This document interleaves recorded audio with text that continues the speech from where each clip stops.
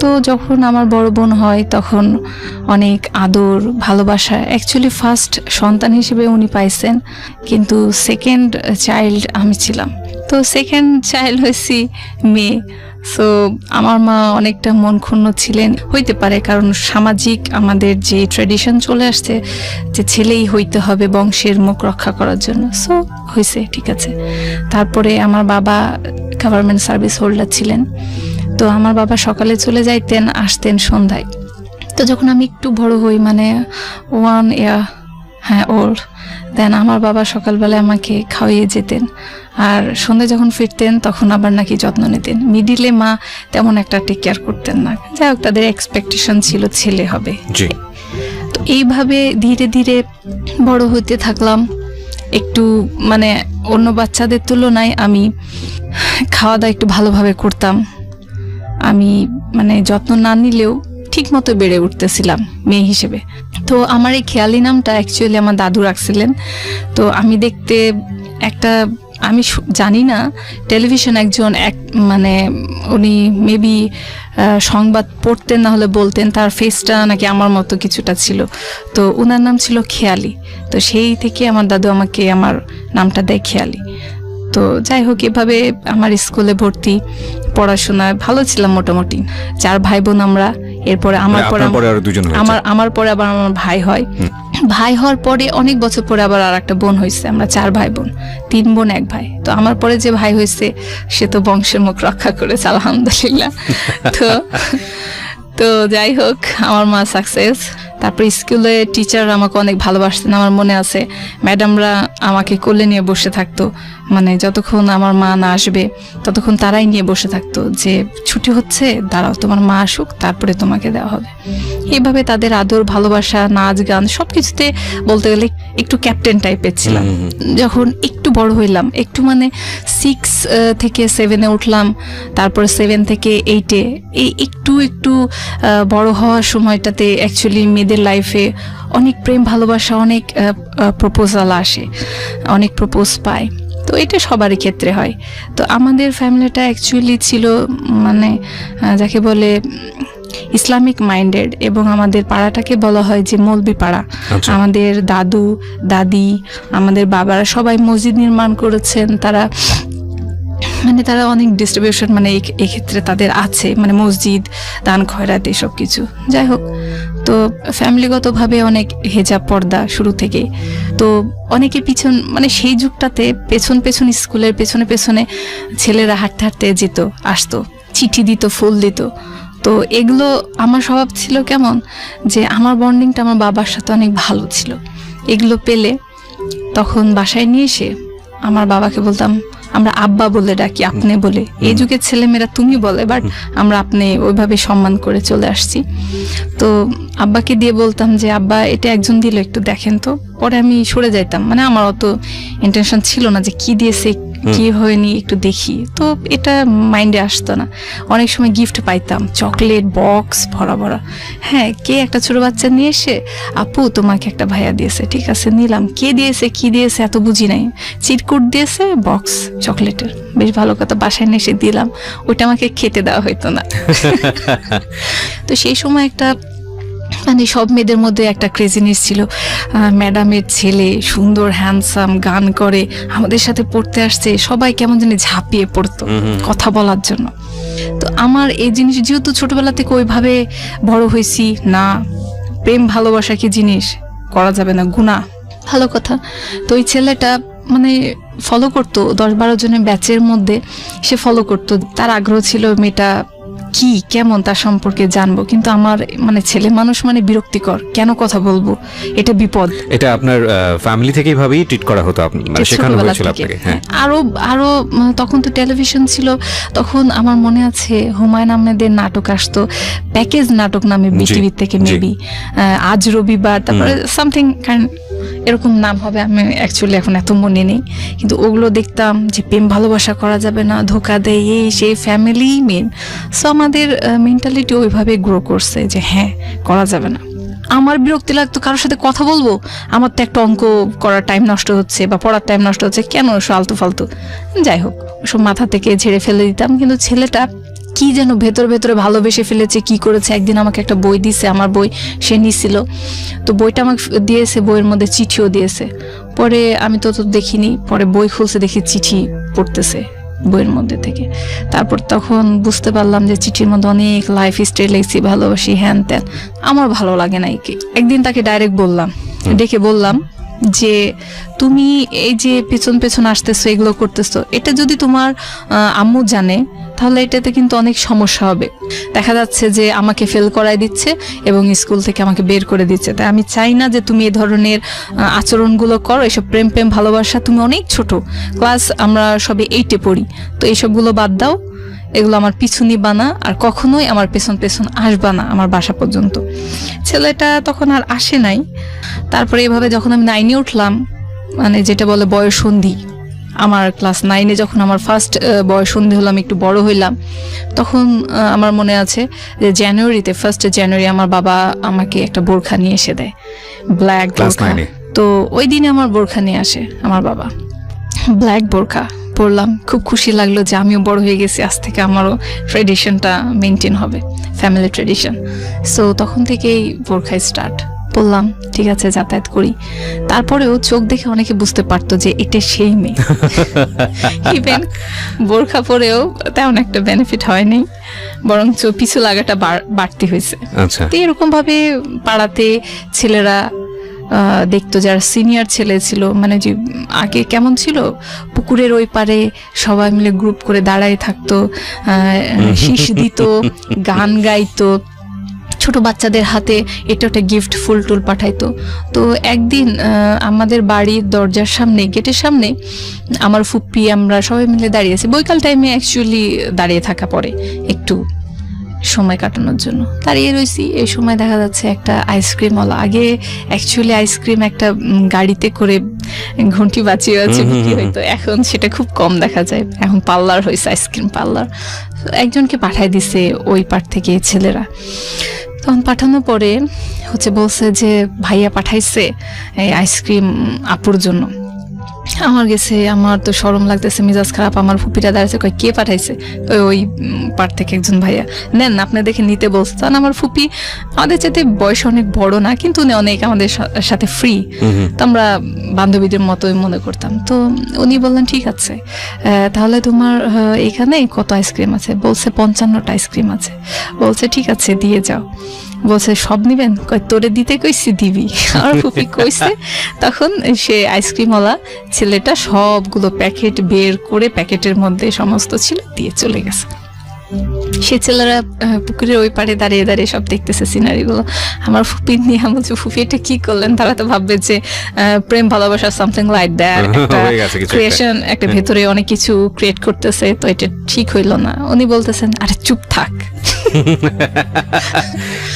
তো তারপরে সেটা নিয়ে খাইছে, বিলাইছে, মানে নষ্ট করছে, তাও তাদেরকে শিক্ষা দেওয়ার জন্য। জানি না কত প্রাইস ছিল। এই গেছে হুট করে ঈদের সময়তে, কুরবানির ঈদ, সে সময় যে কেউ বাসায় এলাও, সো পাড়ার এরকম ভাইয়ারা দেখা যাচ্ছে যে দল ধরে আসছে। অ্যাকচুয়ালি এখনো মানে এই প্রেজেন্ট টাইমেও আমার মা কিন্তু বাসায় আমাদের মেহমান আসলে অ্যাকচুয়ালি আমাদের সাথে কেউ দেখা করতে পারে না, মানে ওইভাবে আমাদেরকে বড় করাই হয়নি যে আমরা যে কারোর সামনে যাব, গিয়ে সামনে দাঁড়াবো, কথা বলবো।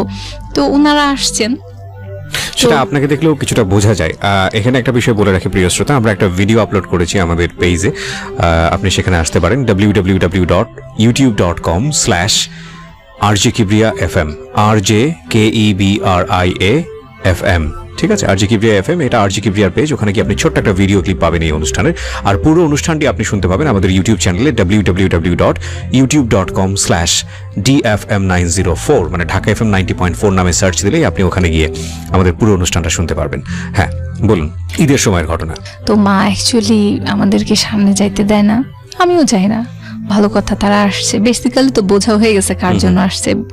আমার মা কিন্তু কখনো হকচকিয়ে যায় না যে এত মানুষ আসছে, কি খাওয়াবো, কি করবো। ঠিক আছে, ওনাদেরকে বসার রুমে বসাইছেন। তারপর আমার মা তাদেরকে সবাইকে, যেহেতু মেহমান গেস্ট, অ্যাজ এ গেস্ট, তাদেরকে খাতিরদারি করছে, সবাইকে পোলাও কোরমা যা ছিল বাসায় খাওয়াইছে, ইচ্ছা মতো সেমাই টেমাই খাওয়াইছে, ঠিক আছে তারা খাইছে। পরে সবাই এখন বলতেছে ওদের ডাকেন আন্টি, আপুদের ডাকেন, সেলামি দিব। মা অ্যালাউ করতেছে না। পরে কিছু সময়ের জন্য মা বলছে যে ঠিক আছে, ওরা যখন এত রিকোয়েস্ট করছে আসো তোমরা। ওকে, আমরা এখানে একটা বিরতি নিতে চাই প্রিয় শ্রোতা। আপনারা শুনছেন মিস্টার ম্যাঙ্গো ক্যান্ডি প্রেজেন্স জীবন গল্প। আজকে জীবন গল্পের অতিথি হচ্ছেন খেয়ালি। তিনি এসেছেন সেই রাজশাহী থেকে তার জীবন গল্প বলার জন্য, এবং তিনি 1 মাস যাবত এই অনুষ্ঠানগুলো শুনছেন ইউটিউবে তার অবসর সময়। তারপরে তার মনে হয় যে তার নিজের জীবন গল্পটা রেডিওতে বলা উচিত। তাকে নিয়ে একটা ছোট্ট ভিডিও ক্লিপ আমরা আমাদের অনুষ্ঠান চলাকালীন সময় আমরা উপস্থাপন করেছি আমার পার্সোনাল ইউটিউব চ্যানেলে। আপনারা যদি তাকে দেখতে চান বা এই অনুষ্ঠানের এনভায়রনমেন্টটা যদি বুঝতে চান, www.youtube। তো একই জায়গায় আমরা সবাই থাকতাম, একই পাড়াতে, বাসা শুধু আলাদা। তো সবাই আসলো, সবাইকে সিরিয়ালে মোটে আমরা 7-8 জন ছেলে মেয়ে হইলাম। তো সবাইকে সেলামি তারা দিল, এক একজনকে 100 টাকা করে। এইভাবে তাদের বলতে গেলে অলমোস্ট তাদের মানি ব্যাগ খালি হয়ে গেছে। আমার মনে ছিল যে তারা বের করে, এক সময় এমনও ছেলে আছে যে তাদের কাছে টাকা শেষ, তারপর আরেক ফ্রেন্ডের কাছে বলছে দে টাকা দে, এদের দিতে হবে। মানে নিজেদের জাহির করার জন্য তারা এই অপশনটা অবশ্যই মিস করবে না। এইভাবে তারা চলে গেল এরপরে। কিন্তু সেই সময়টাতেও বলি যে আমার ভিতরে এমন ইন্টেনশন ছিল যে তাদের দিকে তাকানো যাবে না, মাথাটা জাস্ট নিচু করে ছেলেমেয়েগুলো নিয়ে চলে যাওয়া। কখনো মনের ভিতরে এটা কখনো আসে নাই যে ছেলে মানুষ, একটা মানুষের মনের মধ্যে এই ফিলিংসটা জাগে কেমনে যে প্রেম প্রেম প্রেম করতে হবে, না, কখনো ওইভাবে আসেই নাই। আমার বড় বোন, তার বিয়ে হইল মানে অ্যারেঞ্জ ম্যারেজ, ঘটকের মাধ্যমে। ঘটক এক দাদি, পাড়াতেই এক ভাইয়া ছিলেন, কিন্তু আমরা কখনো দেখি নাই। তো তার সাথে আমার বোনের ধুমধাম করে বিয়ে হয়েছে। সেই অনুষ্ঠানেও আমি ছিলাম, মানে অনেকটা অংশে বলতে পারেন যে আমার দায়িত্ব ছিল, কারণ আমার ভাই ছোট, সে তেমন একটা কিছু বোঝে না। তো আমার মনে আছে যে গায়ে হলুদের অনুষ্ঠান থেকে শুরু করে বিয়ের ইনভিটেশন প্রত্যেকটা রিলেটিভসের বাসায় দেওয়া। বাবা একটু বয়স্ক মানুষ, পারেন নাই, আমি করছি, অনেক করছি, করে অনুষ্ঠানটা খুব সুন্দরভাবে যাই হোক হয়েছে তার বিয়েটা। তো সেখানেও দেখা গেছে যে আমার দোলা ভাইয়ের ভাই, ইমিডিয়েট মানে ছোট, সবচেয়ে ছোট, সে হচ্ছে MBBS ডাক্তার। জি। তার মেডিকেল ছিল মেবি রংপুরে। সে সেখান থেকে আসবে বলে মানে 3 মাস মানে বিয়েটা অনুষ্ঠানটা পেছানো হয়। তো দোলা ভাই মাঝে মধ্যেই আসতেন, যেহেতু বিয়ে কালমা হয়ে গেছে, 3 মাসের মিডিলে আসতেন, বেড়াইতেন। তো আমার ভালো লাগতো না, মানে দোলা ভাই আসলেই ওই রুম থেকে ওই রুমে শুইতে হবে, ওই রুম থেকে মানে রুম চেঞ্জ হেঁটে নিয়ে রাত্রে দেখা যাচ্ছে হুট করে রাতের 11টা, মানে মোফাসল এলাকায় অনেক বেশি রাত। তো ঘুম এসে গেছি, দোলা ভাই ডিউটি শেষ করে আসছেন, এই সময় তখন রুম চেঞ্জ করতে হবে, জামাই বউ থাকবে। তো এটা আমার কাছে মানে ওই সেন্সটা আসতো না যে দোলা ভাই আসতে রুম ছেড়ে দিতে হবে। হ্যাঁ হ্যাঁ, একটা মান সম্মান। আমি একটু চেঁচা করতাম, মানে আমি একটু ক্যাচ করতাম আমার মায়ের সাথে, এত রাতে কেন উঠবো, কেন ঘুম ভাঙতেছো, এই ভাল লাগে না, তোমার মেয়ের বিয়ে হয়ে গেছে, পাঠাই দাও না কেন। একটু এরকম বাচাল টাইপের ছিলাম তখন। মানে একটু গলার স্বর বড় করাতে বাবা এসে একটা থাপ্পড় মানে আমাকে। তারপরে মানে আমার জিদটাও তখন একটু বেশিই ছিল, বাবা কেন মারলো, আমার আব্বা আমারে মারছে, কত বড় ইনসাল্ট। বাবার প্রতি টানটা অনেক বেশি ছিল, বাবা কেন মারলো আমাকে। পরে এই জীবনে ফার্স্ট আমার হাতটা কাটা, এখনো স্পট আছে, অনেকে দেখে মনে করে মেবি কোনো প্রেম ঘটিত। ওকে ওকে, তো সাধারণত ওটাই হয়, প্রেম ঘটিত। একমাত্র আমার ফ্যামিলি মেম্বাররাই জানে যেটা কিভাবে হয়েছে, কোন মুহূর্তে হয়েছে, কেন হয়েছে। আমার মা ব্যান্ডেজ করে দিলেন, কিন্তু এটা হয়তো বা প্রতিবেশীরা বা ফ্রেন্ড সার্কেল এসব কেউ মানবে না। তারপরে এভাবে চলতে থাকলো, শেষ হইলো 3 মাস, এভাবে চলে গেল। 3 মাস পরে অনুষ্ঠান হয়ে গেল। অনুষ্ঠান পরে যখন বোনকে উঠাই দেওয়া হইলো, তখন তার ভাই, মানে দোলা ভাইয়ের ভাই, ছোট ভাই, MBBS ডাক্তার, তার সাথে ফার্স্ট পরিচয় হইলো। এটা হচ্ছে তাদের বাসায় যখন অনুষ্ঠানটা হয়, মেহেদির অনুষ্ঠান। তো মেহেদি লাগানোর সময়তে আমার দোলা ভাই একটা শাড়ি আমাকে গিফট করছিলেন। এটা মানে শালিদের দিতে হয়, 2 শালি ছিল, দিয়েছিলেন। তো নতুন শাড়িটা ওই দিন পরছিলাম, সে মানে যা হোক একটা বার্গেনিং চলতেছিল যে মেহেদি দিবে, এই গায়ে হলুদ দিবে, এমন করতে করতে সে আমার শাড়ির মধ্যে মেহেদি লাগায় দেয়। আমার প্রচণ্ড খারাপ লাগে যে আমার দোলাভাই এত দামি একটা শাড়ি দিছে গায়ে হলুদের, আনকমন, সেটা নষ্ট করে দিলে মেহেদি দাগা যাবে না। পরে আমি সে অনুষ্ঠান ওই মুহূর্তে ছেড়ে দিয়ে আমি বাসায় চলে আসি, সবাই ছিল, আমি চলে আসছি। পরে ওনার ভাই তখন বুঝতে পারছে, তখন উনি বাসায় আসছে, এসে আমাদের বাসায় তারপরে অনুষ্ঠান ছিল, তারা আসছে, আসার পরে মানে খুঁজতেছিলেন যে ভাবির বোন কোথায়, তার কাছে সরি বলতে হবে। কিন্তু অ্যাকচুয়ালি আমি তখন আর সামনে আসি নাই কারো, আমি আমার মতো আমার রুমে ছিলাম। তারা অনুষ্ঠান সেরে খাওয়া দাওয়া সেরে চলে গেছে, তাদের সাথে অ্যাকচুয়ালি আমার দেখাই হয় নাই। তো এভাবে বিয়ের 2-3 দিন পরে তখন দুলাভাইয়ের ভাই, ওই যে একটা গিল্টিনেস ছিল যে হ্যাঁ সরি বলতে হবে, সে বারবার আসে। তার 2 দিন পরে দেখি যে আমার বাসায় একটা গিফট আসে কুরিয়ারের মাধ্যমে, হাতের একটা ব্রেসলেট আর হচ্ছে একটা চিঠি। চিঠিতে শুরুতে নাম নেই এবং শেষেও নাম নেই, মাঝখানে কিছু কবিতার লাইন ছিল, মানে যেরকম হয় আকাশ বাতাস এইসব হাবিজাবি। তো এসব দিয়ে একটা গিফট ছিল। তো আমার বুঝতে দেরি লাগে না এটা কে পাঠাইছে। যাই হোক, তারপরে বিয়ের প্রস্তাবও আসে, মানে আমার দুলাভাইয়ের ভাইয়ের কাছ থেকে বিয়ের প্রস্তাবও পাইছি। আপন ভাই? আপন ছোট ভাই। ওকে। তারা 3 ভাই, তার মধ্যে এটা ছোট। তো তার MBBS কমপ্লিট অলমোস্ট হয়ে গেছে, ইন্টার্নশিপ করতে সে আসবে, মানে রাজশাহীতে ব্যাক করবেন। তো এটা প্রসেসিং মিডিলে ছিল। আমার বড় বোনের সামনেই আমার বড় বোনকে সে বলছে যে ভাবি 1 বছর আপনার বোনকে ওয়েট করতে বলেন, আমি ইনশাল্লাহ একটু ইস্টাবলিশ হয়ে নিয়ে বিয়ে করব। তো তখন আমার ভিতরে ফিলিংস তার জন্য আসে না, মানে সে আমার সাথে কথা বলছে, দেখছেন, এটাতেই সে ইমপ্রেস। কিন্তু বলতে গেলে এখন সবার সামনে বলি যে আমার দোলাভাইয়ের, মানে সে সময় দোলাভাইয়ের ভাইয়ের চেহারাটা আমার পছন্দ হয় নাই। মানে হইতে পারে MBBS ডাক্তার, বাট সেজন্য ছিল না আপনার ক্ষেত্রে। না, আমার দোলাভাই অনেক সুন্দর। আমার বোন শ্যামলা হইলেও আমার দোলাভাই দেখার মতো মানুষ, যেমন লম্বা চড়া সুন্দর, একদম পাকা গায়ের রং, যাকে বলে নায়ক। আমার দোলাভাই বেশ স্মার্ট। সেই ক্ষেত্রে তার মানে এই ছোট ভাইটাই দেখতে ভালো না, অথচ তার ফ্যামিলি মেম্বার অনেক সুন্দর। তো যাই হোক, তাকে আমার পছন্দ হয় নাই। সবসময় মনে হইতো যে আমার যে বর হবে একদম হিরো হবে। তো প্রেম ভালোবাসা করব না, মা বাবা বিয়ে দিবে একটা হিরোর সাথেই দিবে, মানে আগে ছোটবেলাতে যেমন চিন্তা ভাবনা। তো এই ছেলে, মানে তখন বুঝতাম না যে ডাক্তার হয়েছে কি, তার একটা পজিশন আছে, বিয়ে করলে ফিউচারটা আমার ভালো হবে, এটা মাথার মধ্যে আসতো না। আমি বলছিলাম না না, আমি সব ওয়েট করতে পারবো না 1 বছর। কই তুমি কিছু বোঝো? আমি আমার তো বোঝা লাগবে না, আপনি জান তো যান। আমার বোন যখন দুলাভাইকে বলছে, তখন দুলাভাই বলছেন যে না, এক ফ্যামিলির মধ্যে এটা ঠিক হবে না, এটা খারাপ হবে। তো ঠিক আছে, তারাও আমার দুলাভাইও নিশ্চিন্ত গেছে, না এমনি তো এরকমই, এ তো মুখের উপরে বলে দেয়, এর ভিতর কিছু নাই মানে নাই, ঠিক আছে ওকে গেল, এই পার্ট শেষ। তার ভাইয়ের সাথে আমার আর কোনো যোগাযোগ নেই, কিচ্ছু নেই। এমনি তখন মোবাইল ফোন ছিল না, সেই সময় মোবাইল ফোন আসছে রাজশাহীতে অনেক পরে। তো আমাদের বাসায় তখন ল্যান্ডলাইন ফোন ছিল, টেলিফোন যাকে বলে। তো এভাবে চলতে থাকলো। আমি ভর্তি হইলাম, দুলাভাই ভর্তি করাই দিলেন। তখন ভর্তি হওয়ার অলমোস্ট 3 মান্থস। তখন বিয়ের পরে যখন আমার দুলাভাই হসপিটালে জব করেন। তো দুলাভাই ওখানে যা হোক চিকিৎসার জন্যই, যে আমার বড় বোনের সাথে আমাকে যেতে বলছে, গিয়েছি।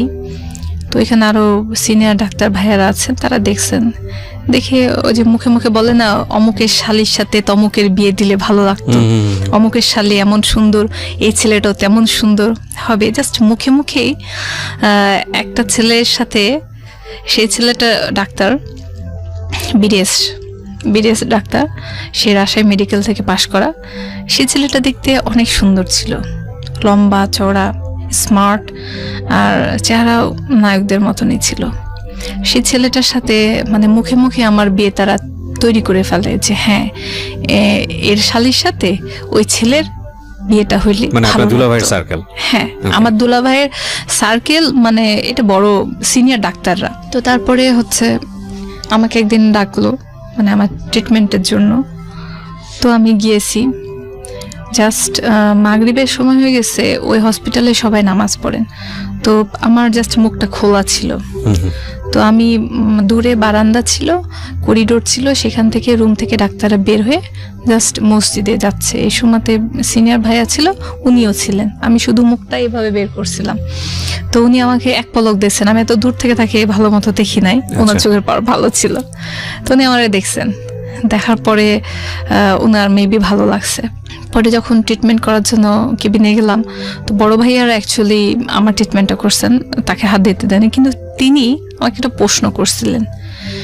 তো তার প্রশ্নটা অ্যাকচুয়ালি সে এত আস্তে জিজ্ঞাসা করছে, আমি ঠিক মতো শুনতে পাই না। আপনি কি জানতেন ওনার সম্পর্কে আগে থেকে, নাকি আপনি জানতেনই না? না, জানতাম না, জানতাম যে উনি এখানকার ডাক্তার। আচ্ছা, সবাই উনি ডাক্তার। আপনাকে পছন্দ করছে বা ওনার সঙ্গে কথাবার্তা হচ্ছে, এগুলো কিছুই জানতেন না? আচ্ছা, কিন্তু বড় ভাইয়ারা তাকে বলতো, আমার দোলা ভাইকে বলতো, মুখে মুখে এগুলো হইতো। আচ্ছা। পরে আমি একটু এগুলো পরে জানতে পারছি। আমার বড় বোন এসে যখন দোলা ভাই বলছে, তখন আমাকে বলছে। পরে উনি আমাকে কি যেন একটা প্রশ্ন করেন, তার কণ্ঠস্বর আমি ভালো করে শুনতে পাইনি। আর সাহস করে, মানে আমি অ্যাকচুয়ালি এখনো চোখ তুলে কারো দিকে তাকাইতেই শরম পাই। সময় লাগে। হ্যাঁ, আমি অনুষ্ঠানে বুঝতে পারছি আপনি নিচের দিকে তাকিয়ে কথা বলছেন এবং অনেক পরে গিয়ে আপনি ইজি হচ্ছেন। হ্যাঁ, মানে অ্যাকচুয়ালি এই জিনিসটা আমাদের শুরু থেকে গ্রো করছে, মানে চোখে চোখ রেখে কথা বলা বা কারোর সাথে একদম জাস্ট আই কন্টাক্টে থাকা, এটা ভেতর থেকে একটা ফ্যামিলি কালচারই হচ্ছে আপনাদের এটা। এখানে একটা বিষয় খুব খেয়াল রাখার মতো, প্রিয় শ্রোতা, আমরা প্রায় 1 ঘন্টার অর্ধেক সময় পার করে ফেলেছি। উনি যেই বিষয়টা বর্ণনা করছেন, যেসব ঘটনা উনি এখানে নিয়ে আসছেন, সেখানে আপনি একটা বিষয় খুব ভালো করে মার্ক করবেন যে উনি কি ধরনের পরিবারে বড় হচ্ছেন। সেটা ভালো না মন্দ সেটা আমি বলছি না, আমি বলছি ওনার বড় হওয়ার পরিবেশটা একেবারে ফুললি রিলিজিয়াস। এবং যদি আমরা বলি বোঝানোর জন্যে, সেটা হচ্ছে একটা রক্ষণশীল পরিবার। এবং সেই রক্ষণশীল পরিবারের একটা মেয়ে বড় হওয়ার জন্য যত ধরনের রক্ষণশীলতা প্রয়োজন, সেটা পরিবারের মধ্যেও ছিল, এবং যে পাড়াতে উনি বসবাস করেন সেই পাড়ার মধ্যে ওই জিনিসটা ছিল। সো এই জিনিসগুলো একটু নোট করবেন। এবং 8-10টা মেয়ের মতো বা 8-10টা ছেলের মতো যে জিনিসটা বয়সন্ধিকালে স্বাভাবিক, হয়তো একটা ছেলে একটা মেয়েকে ভালো লাগবে, কিন্তু একটা মেয়ে একটা ছেলেকে ভালো লাগবে, কিন্তু ওনার গ্রোন আপের সিস্টেমটা ডিফারেন্ট হওয়ার কারণে উনি এগুলোকে একদম পাত্তাই দিত না নিজের মধ্যে। কিন্তু ইন দ্য মিন টাইম বিভিন্নভাবে ওনার কাছে বা ওনার ফ্যামিলির কাছে বিয়ের প্রস্তাব আসছে, কারণ উনি দেখতে যথেষ্ট সুন্দরী ছিলেন। সো এই বিষয়টা একটু মার্ক করার মতো, কারণ গল্প যখন আমরা সামনের দিকে এগিয়ে নিয়ে যাব, এই বিষয়টা খুব খুব খুব ইম্পর্টেন্ট হয়ে দাঁড়াবে ভবিষ্যৎ গল্পের কাছে। জি, বলুন। তারপরে উনি আমাকে কিছু প্রশ্ন করেছিলেন, সেটা আমি শুনতে পাইনি। বাসায় চলে আসছি, উনি হয়তোবা ভাবছেন যে মেয়েটা অহংকারী, সুন্দরী অহংকারী, মনে হয় প্রশ্নের উত্তর দেবে না। আচ্ছা, ঠিক আছে। উনিও যথেষ্ট সুন্দর, যথেষ্ট স্মার্ট, হ্যান্ডসাম, গায়ের কালার সাদা ফর্সা। বলে রাখলাম যে সে দেখতে কেমন। তো যাই হোক, তার কমতি কিছুই ছিল না। মানে আপনার বিষয়টা এরকম যে মনে ধরার মতো, মানে শুধু মনে ধরার মতো না, মানে সে 1000টা ছেলের মধ্যে দাঁড়িয়ে থাকলে মানে একটা চোখে পড়ার মতো, আলাদা করে চেনা যায়। ওকে, সো আমরা এখানটা আরেকটা বিরতি নেব, প্রিয় শ্রোতা। আপনারা শুনছেন জীবন গল্প, মিস্টার ম্যাঙ্গো ক্যান্ডি প্রেজেন্স জীবন গল্প। আজকে আমাদের এখানে গেস্ট হচ্ছেন খেয়ালি। আমরা এই অনুষ্ঠানের ভিডিও ক্লিপ আমি আপলোড করেছি আমার ইউটিউব চ্যানেলে www.youtube.com/RJ Kibriya FM, RJKEBRIA FM। এটা দিয়ে আপনি যদি অ্যাড্রেস বারে লিখে যদি সার্চ করেন, তাহলে আপনি আমার চ্যানেলটি পাবেন। ওখানে আজকের অনুষ্ঠানের ভিডিও ক্লিপ দেওয়া আছে, আপনি গিয়ে দেখতে পারেন যে কে আসলে আজকে আমার অনুষ্ঠানের গেস্ট। সো ওখানে চলে আসুন, আর এই পুরো অনুষ্ঠানটি আপনারা শুনতে পাবেন আমাদের। বললো যে হ্যাঁ মা, ছেলেটা ভালো, যদি ছেলেটা প্রস্তাব দেয় তাহলে দেখতে পারো। তো মা বললো যে দেখা যাক।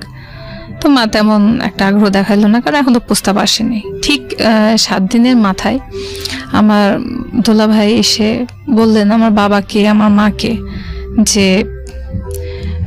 একটা ছেলে আছে, সে আমার শালীকে দেখতে চাচ্ছে, আপনারা যদি হ্যাঁ বলেন তাহলে সে বাসায় আসবে।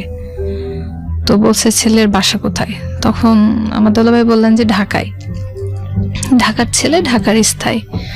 তো নামটা এখানে বলি, এলাকার নাম বললে তো সমস্যা নেই। সে বিক্রমপুরের। তো বলছে বিক্রমপুর। তো আমার মারা তো ঢাকা বিক্রমপুর এত চিনবে না। তো বলছে ঠিক আছে, আচ্ছা আসুক, মেয়ে তো দেখতে আসতে যাচ্ছে, আসুক, পরবর্তীটা পরে দেখা যাবে। তো তারপরে আবার আমাকে আরেকবার মিডিলে ট্রিটমেন্ট করানোর জন্য যাইতে লাগছে। আমি গিয়েছি তার চেম্বারে। তখন এটা আমার সেকেন্ড টাইম যাওয়া। ফার্স্ট টাইমে আমি তার ফেসও দেখি নাই, তার কণ্ঠ শুনি নাই, মানে কণ্ঠ শুনছি, তার বক্তব্য আমি বুঝি নাই। তো এবার গিয়ে চেম্বারে যখন গেলাম তখন দেখলাম যে বড় ভাইয়া নেই, ওই দিন ডিউটিতে উনিই ছিলেন, উনি আমাকে রিসিভ করছেন। তো উনি আমার ট্রিটমেন্ট করলেন।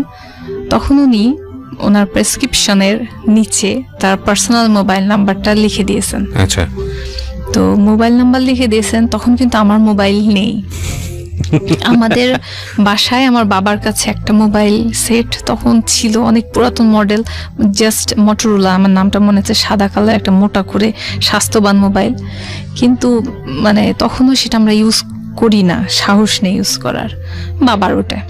ঠিক আছে, পরে উনি একটা নাম্বার দিলেন, নাম্বারটা দিয়ে উনি নিচে লিখেও দিয়েছেন প্রেসক্রিপশন নিচে যে যদি সময় হয় কল করবেন।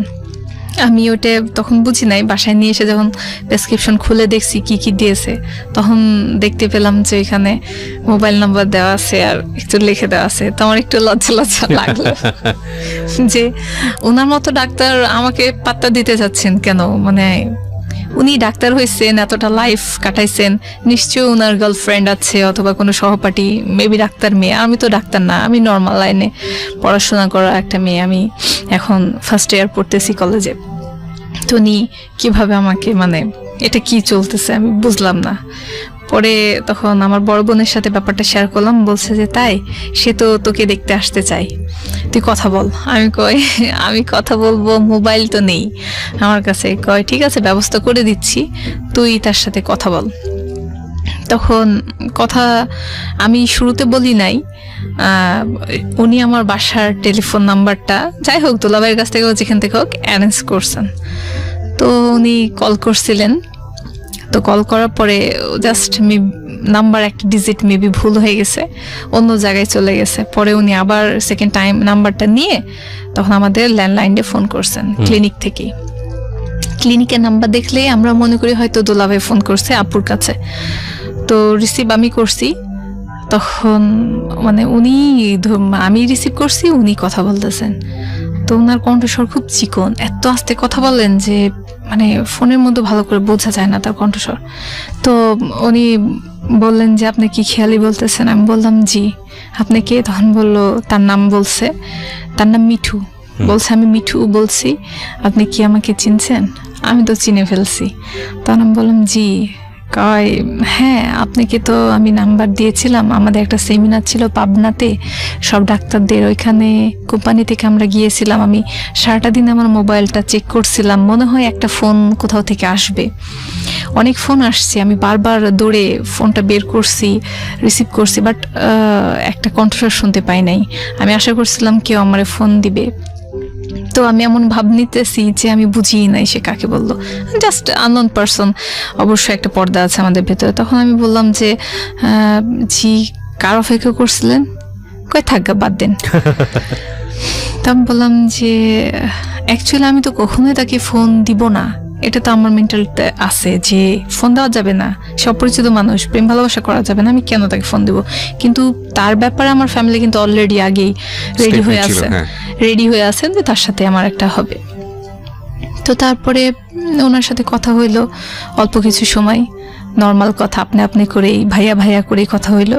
পরে রেখে দেওয়া হয়েছে ফোন। পরে রাতের বেলাতেও দেখতেছি যে উনি ওনার হোস্টেল থেকে ফোনটা করছেন।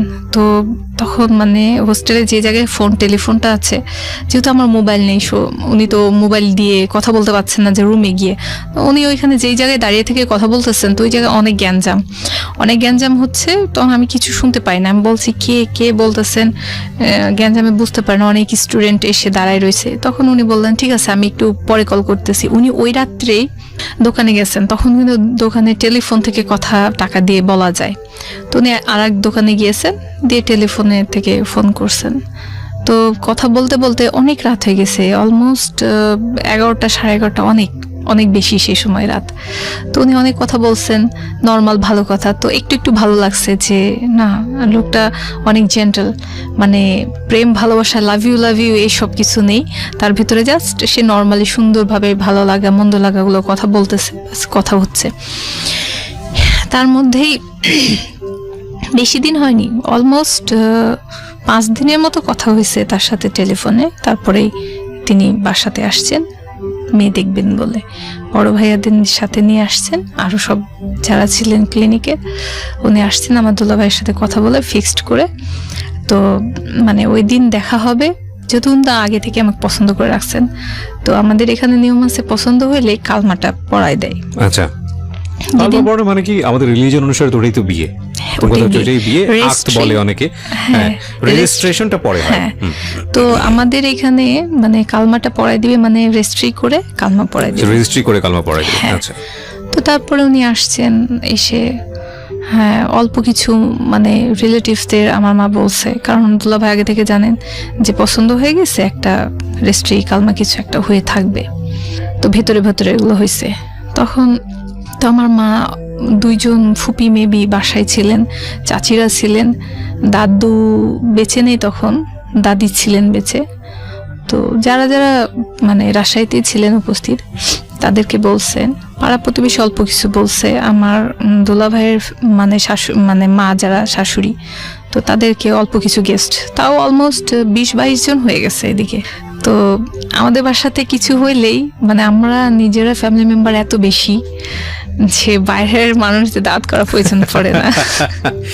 আমার বাবারা হচ্ছে 9 ভাই বোন, তো 3টা ফুপি আর বাকি সব চাচা চাচিদের ছেলে মেয়ে সবাই মিলে অনেক মানুষ।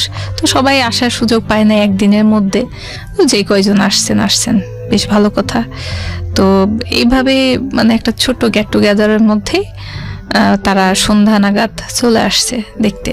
কেউ চলে আসছে, তারা তো জানে যে কালমা হবে। তো ছেলে যেহেতু বড় ভাইদের নিয়ে আসছেন, তারা তখন দেখছে, আর দেখার পরে তখন আমার দোলা ভাই বললেন যে কাজীকে ডাকেন, কালমাটা হবে, রেজিস্ট্রি হবে। তো আমি তখন সাজতেছি, মেকআপ করতেছি জাস্ট রুমের মধ্যে বসে থেকে। এখনো ছেলে মেয়ে দেখা দেখি হয় নাই, মানে আমাকে এখনো নিয়ে যাওয়া হয় নাই। তো এর মধ্যেই আমার রুমে আমার তখন এক দাদু বেঁচে ছিলেন, মানে আমার বাবার চাচা, উনি একটা মুরব্বীকে নিয়ে এসে বলতেছে এরকম এরকম ব্যাপার, এর ছেলে এই অমুক তমুক, এত দের মোহরা, তুমি কি রাজি আছো কিনা? আলহামদুলিল্লাহ বলো। আপনি বিষয়টা একেবারেই ইনফর্ম ছিলেন না? অ্যাকচুয়ালি আমি বলতেছি যে আমি রুমের মধ্যে অলরেডি মেকআপ করতেছি, মানে আমি লিপস্টিক দিতেছি, সাজতেছি। তো এই মুহূর্তেই আমার দাদু এবং সে মুরব্বী এসে বলতেছে তুমি কবুল বলো। তো আমি বললাম যে হ্যাঁ কবুল কবুল। বলছে না আলহামদুলিল্লাহ বললাম, আলহামদুলিল্লাহ। কয় হ্যাঁ আরেকবার বলো, বললাম আলহামদুলিল্লাহ। এইভাবে মানে বিয়েটা যে 3 বার আলহামদুলিল্লাহ কবুল বলার ফলে হয়ে গেছে, তখন আমার মানে নলেজে নেই, বুঝতে পারতেছি না যেটা কি হচ্ছে। পরে আমার বড় বোনকে আমি বললাম আপু এটা কি বিয়ে হলো? হ্যাঁ হলো। আমি কি অরিজিনাল বিয়ে হইলো? হ্যাঁ অরিজিনাল বিয়ে হইলো। আমি এটা কি সব শেষ হয়ে গেল? হ্যাঁ সব শেষ হয়ে গেল। তখন আমি বলতেছি যে এইটুকুই বিয়ে ছিল? আপু আমি তারপর আবার জিজ্ঞেস করছি আপু এটা কি ওই যে সারা জীবন হাজবেন্ড ওয়াইফ থাকে সেই বিয়েটা হইলো? বলছে হ্যাঁ বাবা এটা সেই বিয়েই হলো। আমি আমার বিয়ে হয়ে গেছে, আমি ম্যারিড। হ্যাঁ। আমি বলতেছি আমার বিয়ে হয়ে গেল, আমি বুঝলাম না কই ধুমধাম হইলো না কি ছিল না, আমি কেবল রুমের মধ্যে সাজতেছি, এটা কেমনে বিয়ে হইলো? তারপর আমাকে সিগনেচার মেবি পরে করাইছিলেন, তখন সিগনেচারটা মেবি আধা ঘন্টা পরে মেবি করছিলাম, আমার ঠিক মনে নেই অত। আমাকে তখন নিয়ে যাওয়া হলো। তো আমি মানে বিয়ে হওয়ার পরে গিয়ে আপনাকে ছেলের সামনে নিয়ে যাওয়া হলো? হ্যাঁ। ওকে। তো সবাই নিচে যখন গেস্টরা পাড়া প্রতিবেশীরা সবাই দেখতেছে কথা বলতেছে, তখন আমাকে একবার দেখে যায়, আর জামাইকে আর এক রুমে রাখা হয়েছে, ছেলেদেরকে সেপারেট রুমে। তো তাদেরকে দেখে দেখে আসে, মানে ছেলেকে একবার দেখে দেখে আসে, মেয়েকে আর এক রুমে এসে দেখে। দিয়ে ছোট বাচ্চারা বলতেছে বা অন্য বাচ্চারা জামাইয়ের কাছে গিয়ে বলতেছে দেখো জামাইটা মেয়ে মানুষের মতো লাজুক বসে রয়েছে, আর মেয়েটাই হাসতেছে কথা বলতেছে যেন সেই ছেলে। মানে আমি এত বুঝতেছি না বিয়ে কি হইলো, মানে কি শরম পাইতে হবে এটা আমার ভেতরে নেই তখন, একদমই ছেলে মানুষ। তো এইভাবে হইলো, বিয়ে হয়ে গেল। বাস আধা ঘন্টা 1 ঘন্টা পর যখন আস্তে আস্তে মেহমান চলে যাওয়া শুরু করলো, তখন আমার এক দাদি এক ফুপি বলছে চল তোকে এবার জামাইয়ের কাছে নিয়ে যাই। জামাইয়ের সামনে নিয়ে গেল, নিয়ে বসলাম, দুইজনা পাশে বসছে। দেখতে পাচ্ছি যে একটা, আমার মনে আছে এখনো, সে একটা ঠিক আপনার মতো কালার একটা শার্ট পরে আছে, খয়েরি কি এটা খয়েরি না চকলেট কালার, যাই হোক এরকম একটা কালারের শার্ট, ব্ল্যাক প্যান্ট পরে সে বসে রয়েছে বেডের উপরে। তো আমিও তার পাশে গিয়ে তাকে আমাকে বসাই দেওয়া হলো তার পাশে। তখন আমি বুঝতেছি না এবার নেক্সট কি করব, কি বলবো, তার সাথে কিভাবে কথা শুরু করব। তার সাথে তো ফোনে কথা হয়েছে, সেটা আলাদা, ফেস টু ফেস আমাদের কথা হয় নাই। তো আমার খুব মানে লজ্জায় লাগতেছিল। পরে তখন আমার দোলাভাই বললেন যে আজকে যখন কালমা হয়ে গেছে, বিয়ে যখন হয়ে গেছে, তখন জোড়া ভাঙা যাবে না। মানে আমাদের দেশে এটা চাল, যেইভাবে হোক বিয়ে তো হয়েছে, আজকে হোক আর কালকে হোক, মানে একদিনের জন্যই হোক বিয়ে হয়েছে, জোড়া এক রাতের জন্য হলো ভাঙা যাবে না, জামাইকে থাকতে হবে। তো জামাইকে থাকতে হবে ঘরের মধ্যে, মানে বাসার মধ্যে কেমন পরিবেশ। তো আমার দোলাভাই বললেন যে মানে আমার বাবা মায়ের সাথে কথা বললেন যে আমি তাদেরকে একটু গিফট করি। গিফট কেমন, যে তাদেরকে হুট করে যেহেতু বিয়ে হয়েছে, বাসর টাসর সাজানো হয় নাই, কিছুই হয় নাই, রুম নর্মালি, বলছে যে তাহলে আমি একটু হোটেলে তাদেরকে একটা সুইট বুক করে দিই, তারা আজকে ওইখানেই নাইট স্পেন্ড করবে, নাইট স্পেন্ড করুক, এটা ভালো দেখা যায়, পরে সকালে নাহলে বাসায় ফিরবে। তো তারপরে আমি তো এত কিছু ভালো বুঝতেছি না, বড়রা যা করতেছে করতে থাকুক, উনিও জামাই মানুষ। হ্যাঁ, কিন্তু একটা বিষয় বোধহয় আপনার এখানে বলতেই হবে, সেটা হচ্ছে আপনি তো তাকে মন থেকে রিসিভ করেছেন, কজ আপনার যে হিরো যেই ড্রিমটা ছিল সেটা তো আপনি দেখলেন যে না, সে সব দিক থেকেই পারফেক্ট, হ্যাঁ, আর ফ্যামিলিগতভাবে হয়ে গেছে সবকিছুতে, এবং ফ্যামিলিগতভাবে। So you are happy, of course you are happy, definitely happy. First love, first man, হ্যাঁ সেটাই, সব দিক থেকেই পারফেক্টলি ছিল। ফার্স্ট পুরুষ আমার জীবনে, সে যে আমার কেনি আঙ্গুলটা টাচ করলে সে মতো করে নাই, করলে সেই করবে। জাস্ট একটা মনের মধ্যে এক্সাইটমেন্ট, বিয়ে হয়ে গেল, ওয়াও, মানে একটা পুরুষ সত্যি আমার বিয়ে গেছে না, আমি একটা ঘোরের মধ্যে আছি, মানে আমার জীবনে একটা পুরুষ শেষমেশ আসছে, তো এটি আমার প্রেমিক হবে। তো যাই হোক, আমাদের একটা হোটেলে বুকিং দেওয়া হলো, সেটা রাজশাহীর মধ্যে। পরে আমরা ওইখানে গেলাম, আমি আলাদাভাবে গেলাম, উনি আলাদাভাবে গেলেন, ওনার সাথে ওনার ফ্রেন্ড সার্কেল ছিল। তো সেই ফ্রেন্ডরা ছেলেদের এখন গিফট টিফট অনেক কিছু দিছে, খাবারের জন্য অনেক ফ্রুটস নিয়ে আসছে বাজার থেকে, ফুল টুল নিয়ে এসে যেভাবে বাসর টাসর সাজানো দাও হোটেলের রুম, তারা 1 ঘন্টার মধ্যে মানে হোটেল কর্তৃপক্ষে সাজাই দিছে। ঠিক আছে, আমরা পরে ওইখানে রাতে থাকলাম। তো আমার দোলাভাই বললেন যে ও ছোট মানুষ, ও যখন এখানে আছে, তো আমার বাবা বললো যদি থুয়ে চলে আসবা, এটা তো ঠিক না। তখন বলছে ঠিক আছে বাবা, আমিও এখানে থাকতেছি। আমার দোলাভাই পাশে একটা রুম নিয়ে বোনার দোলাভাই থাকলেন। তো আমরা এক রুমে, তার এক রুমে।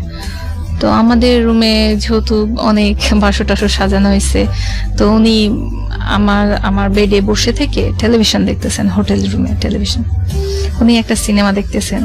তো অলমোস্ট সিনেমা দেখতে দেখতে অনেক রাত হয়ে গেছে, প্রায় 1টা-1:30 বাজে, অনেক রাত হয়ে গেছে। আমাদের এখানেও অনেক রাত, 12টা বেজে গেছে। আমরা একটা বিরতি নেব, ছোট্ট একটা বিরতি নেব প্রিয় শ্রোতা। ছোট্ট একটা বিরতির পর নিশ্চয়ই আমরা ফিরে আসবো। আপনারা শুনছেন মিস্টার ম্যাঙ্গো ক্যান্ডি প্রেজেন্স জীবন গল্প। আমি আরজি কিবরিয়া আপনার সঙ্গে রয়েছি। আজকে এখানে জীবন গল্প বলছেন খেয়ালি, এবং সেই খেয়ালি এসছেন সেই সুদূর রাজশাহী থেকে, এবং তিনি 1 মাস যাবত, মাত্র 1 মাস যাবত আমাদের এই অনুষ্ঠানগুলো এভাবেই দেখা উচিত, ঠিক আছে? সো আমাদের এই ঘটনাটা আপনারা পুরোটা শুনুন, তাহলে হয়তো বা আপনারা যেটা মনে করছেন বিষয়টা আসলে সেরকম না, একটা ভূমিকা করে নিলাম আর কি। ওকে, তো সেই বাসরাত এত প্রতীক্ষার পর জীবনে আসলো। উনি পাশে বসে থেকে টেলিভিশন দেখতেছিলেন, আমিও চুপচাপ বসেছিলাম। মানে জীবনে প্রথম একটা পুরুষ মানুষ এক জায়গায়, এক ঘরে, এক জায়গায় বসে আছি, যেটা কখনো কল্পনা করি নাই যে কারোর সাথে এভাবে কথা হবে, কি একটা ঘরের মধ্যে এক জায়গায় থাকতে, এখানে মা বাবাই দিতেছে, ফ্যামিলির লোকজন দিতে, সেটা আমার কাছে খুব এক্সাইটমেন্ট ছিল, না জানি কি হয়। আর মিডিল একটা কথা বলে রাখি, আমার বিয়ে হয় 2004-এ, তো এটা অক্টোবর ছিল, বেশ ঠান্ডা রাজশাহীতে পড়ে গেছে সেই সময়। তো এই সময়টার মধ্যে শীতের রাত আর হচ্ছে অক্টোবরের মাস, সব মিলিয়ে একটু পরিবেশটা অন্যরকম ছিল, রোমান্টিক এনভায়রনমেন্ট আপনি যেটা বলতে যাচ্ছেন, সব মিলিয়ে এনভায়রনমেন্টটা, মৌসুম যেটা হয়, আর ভয়ে হয়তোবা একটু বেশি কাঁপুনি, ঠান্ডা লাগতেছিল। সেই সময়তে ফেসবুক আইডি কি জিনিস ছিল না, হয়তোবা ছিল, আমাদের কাছে ছিল না, আর পার্সোনাল মোবাইল ছিল না। সো ইন্টারনেট কি জিনিস, বা এখানে বলে রাখি যে এই যুগের ছেলেমেয়েরা অনেক বেশি অ্যাডভান্স বোঝে। আপনি যেটা বোঝাতে চাচ্ছেন যে আসলে রিলেশনশিপের ক্ষেত্রে কি হয় এই বিষয়গুলো সম্পর্কে আপনি আপডেটেড ছিলেন না, জি রাইট? অনেকেই প্রশ্নটা করে, তুমি একটা ম্যাচুর মেয়ে, Honours-এ কলেজ, পড়ছো। হ্যাঁ তুমি ফার্স্ট ইয়ারে উঠছো, তোমার তো এসব জানার কথা। হ্যাঁ আমি টেলিভিশনে দেখছি বিয়ে বর বউ কি করতেছে, কিসিং পর্যন্ত সিন হয়, তারপর লাইট অফ হয়ে যায়। তো আপনার ধারণা ছিল ওটুকুই হচ্ছে এটুকুই হবে। তো আমার একটা আইডিয়া ছিল নায়ক নায়িকা গল্প করবে বা রোমান্টিক এনভায়রনমেন্ট, গান বাজবে বা ব্যাকগ্রাউন্ডে অনেক কিছু চলবে, দুজনের মধ্যে অনেক কিছু হবে, সেরকম কিছু হয়নি। উনি জাস্ট বসে সোজাসুজি টেলিভিশন দেখছেন, একটা মুভি দেখতেছেন, মনে হচ্ছে মুভিটা এমন কিছু জীবনের সবকিছু ওইটাই, মানে এত কনসেন্ট্রেশন দিয়ে। এত কনসেন্ট্রেশন, চুপ করে আছে উনি, আমি পাশে একটা মেয়ে মানুষ স্টিল বসা, মানে আমি চাচ্ছি যে সেই রকম চোখে চোখ দিয়ে ঘুমটা ওঠানো বা সামথিং লাইক দ্যাট, যেটা আপনি চিন্তা করেছেন। হ্যাঁ মুভিতে দেখছি যে এমন কিছু হয়, এইভাবে জামাই আসবে, ঘুমটা উঠাবে, কথা হবে, হাসা হবে, আই কন্টাক্ট হবে, নাথিং লাইক দ্যাট, ওরকম কিছুই হয় নাই। জাস্ট উনি বসে বসে টিভি দেখতেছেন, আমি পাশে বসে আছি। আচ্ছা হইলো, কিছুক্ষণ পরে লাইট অফ হয়ে গেল। লাইট অফ হলো, তারপর আর কি হইলো আমি আমার মানে ওটে চোখের সামনে জিনিসটা অন্ধকারের মধ্যে কি হয়েছে আমার সেটা আমি ছবিটা বলতে পারতেছি না, কিন্তু আমার অনুভূতিতে হচ্ছে যে একটা মানুষ, কোনো কথা নেই, আমি কি পছন্দ করি, আমি কি লাইক করি, গল্প মিষ্টি মধুর, I love you then I like you, nothing like that.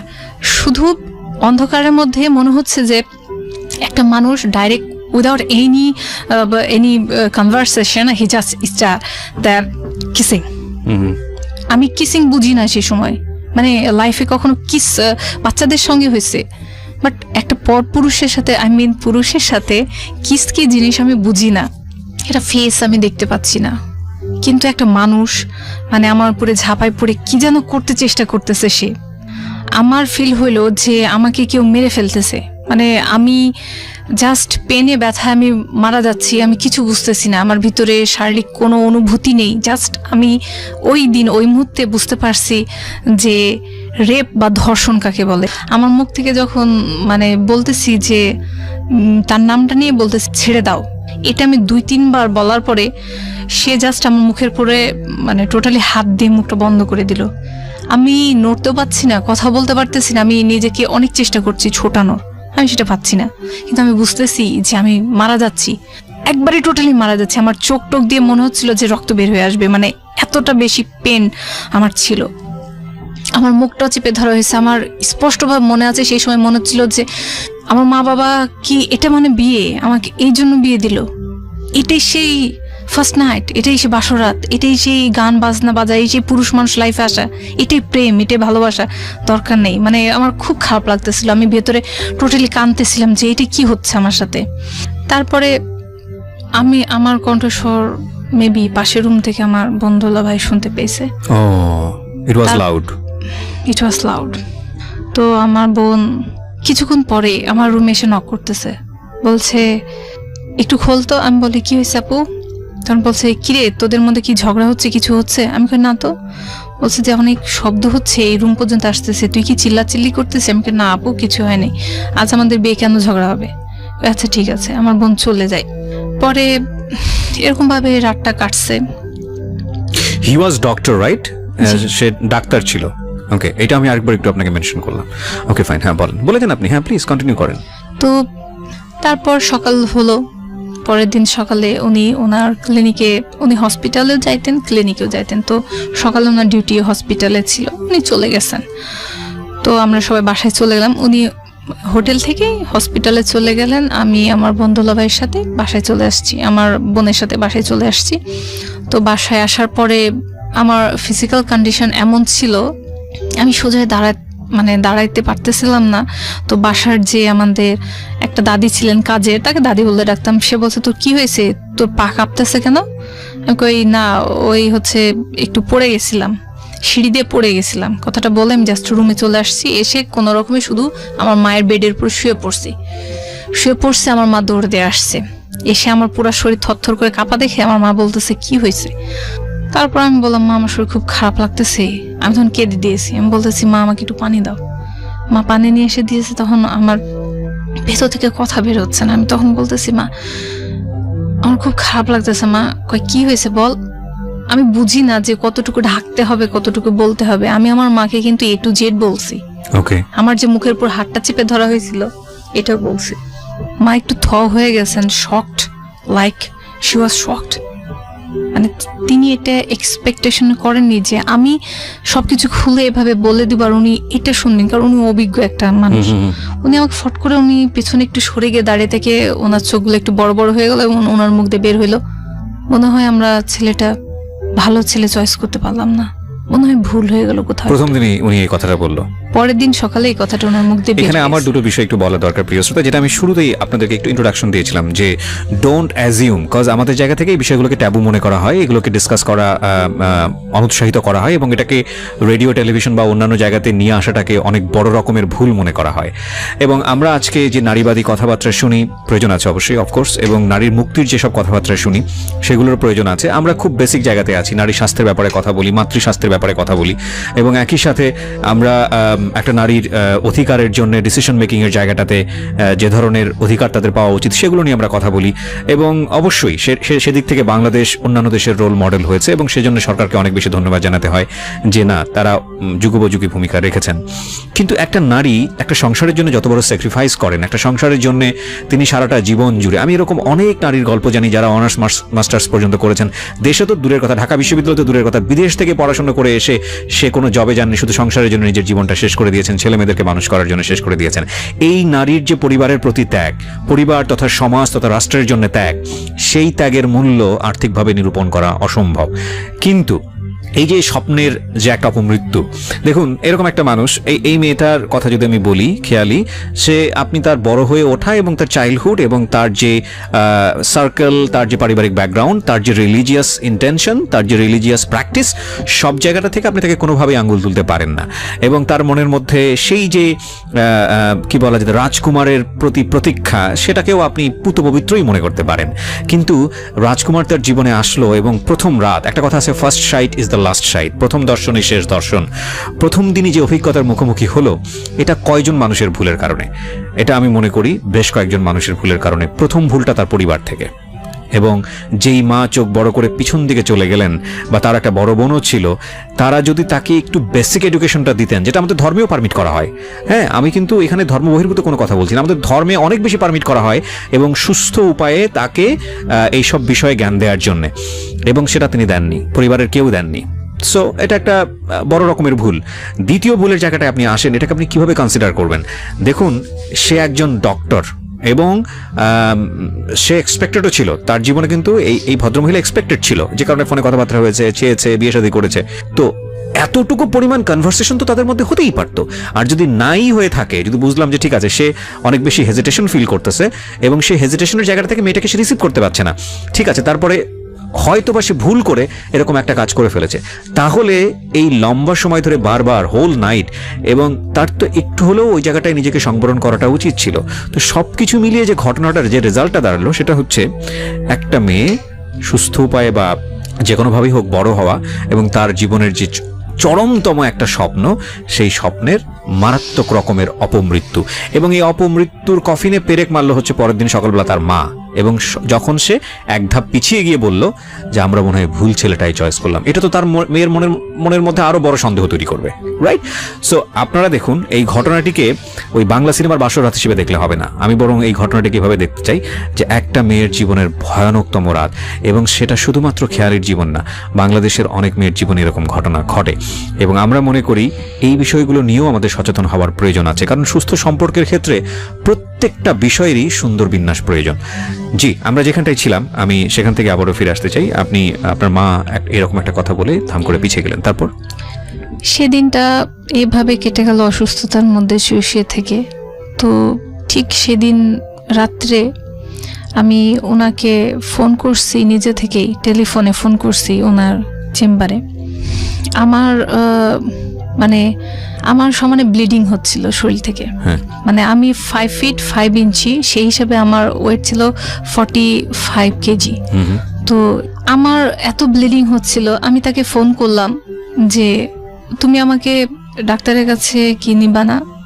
উনি ডাইরেক্ট বললেন, আমার কথাটা স্পষ্টভাবে মনে আছে, একটা পড়া মুখস্থ করার মতো, আমার আজও মুখস্থ আছে কথাটা তার। সে বলছে, আমি কিচ্ছু জানি না, কেন হয়েছে কি হয়েছে আমি কিচ্ছু জানি না, আমি এসবের রেসপন্সিবল না, আমি এসবের জন্য আমি মোটেও রেসপন্সিবল না, কি হয়েছে আমি জানি না, কেন ব্লিডিং হচ্ছে আমি জানি না। সে এ কথা বলে আমার তখন মনে হলো যে আমাকে কেউ 100 ভোল্ট Shock. আমাকে শক দিল। মানে আমি পুরো থ হয়ে গেছি। আপনি একটু মাইক্রোফোনের কাছে আসেন প্লিজ, আপনি একটু আমি ঘুরে- ওনার সাথে মানে কি বলবো আমি অ্যাকচুয়ালি বুঝতে পারছিলাম না আমি অ্যান্সার কি দিব, রিপ্লাই কি হবে। তো এটা কি একটা মানে তর্ক বিতর্কে তখন বুঝি না। ফার্স্ট She একটা was পুরুষ, she was doctor, right? G, Very unfortunate. আর আমাদের এটা second day Right. Of second of our marriage life. Right. তো সেকেন্ড ডেতে তার সাথে আমি কিভাবে কনভারসেশন করব, আই ডিডন্ট নো দ্যাট। তো আমি শুধু তাকে বলছি যে ওকে ঠিক আছে, আমি ফোনটা রেখে দিয়েছি, উনিও ফোনটা রেখে দিয়েছেন। ওই দিনটা পার হয়ে গেছে। থার্ড ডে উনি আমাকে সকাল 11টার দিকে ফোন করছেন। ফোন করে উনি বলছেন যে ঠিক আছে, আজকে তোমার অ্যাপয়েন্টমেন্ট নিয়ে রাখছি, বিকাল 5টার দিকে রেডি হয়ে ক্লিনিকে চলে আসবা।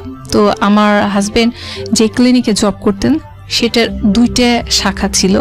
তো একটা শাখায় উনি বসতেন, আরো ডক্টররা বসতেন, আর একটা শাখায় গাইনিকোলজিস্টরা বসতেন, যেখানে Gynecologist, আরো অনেক ডক্টররা বসতেন। তো সেইখানে দ্বিতীয় শাখাতে নিয়ে যাওয়া হলো।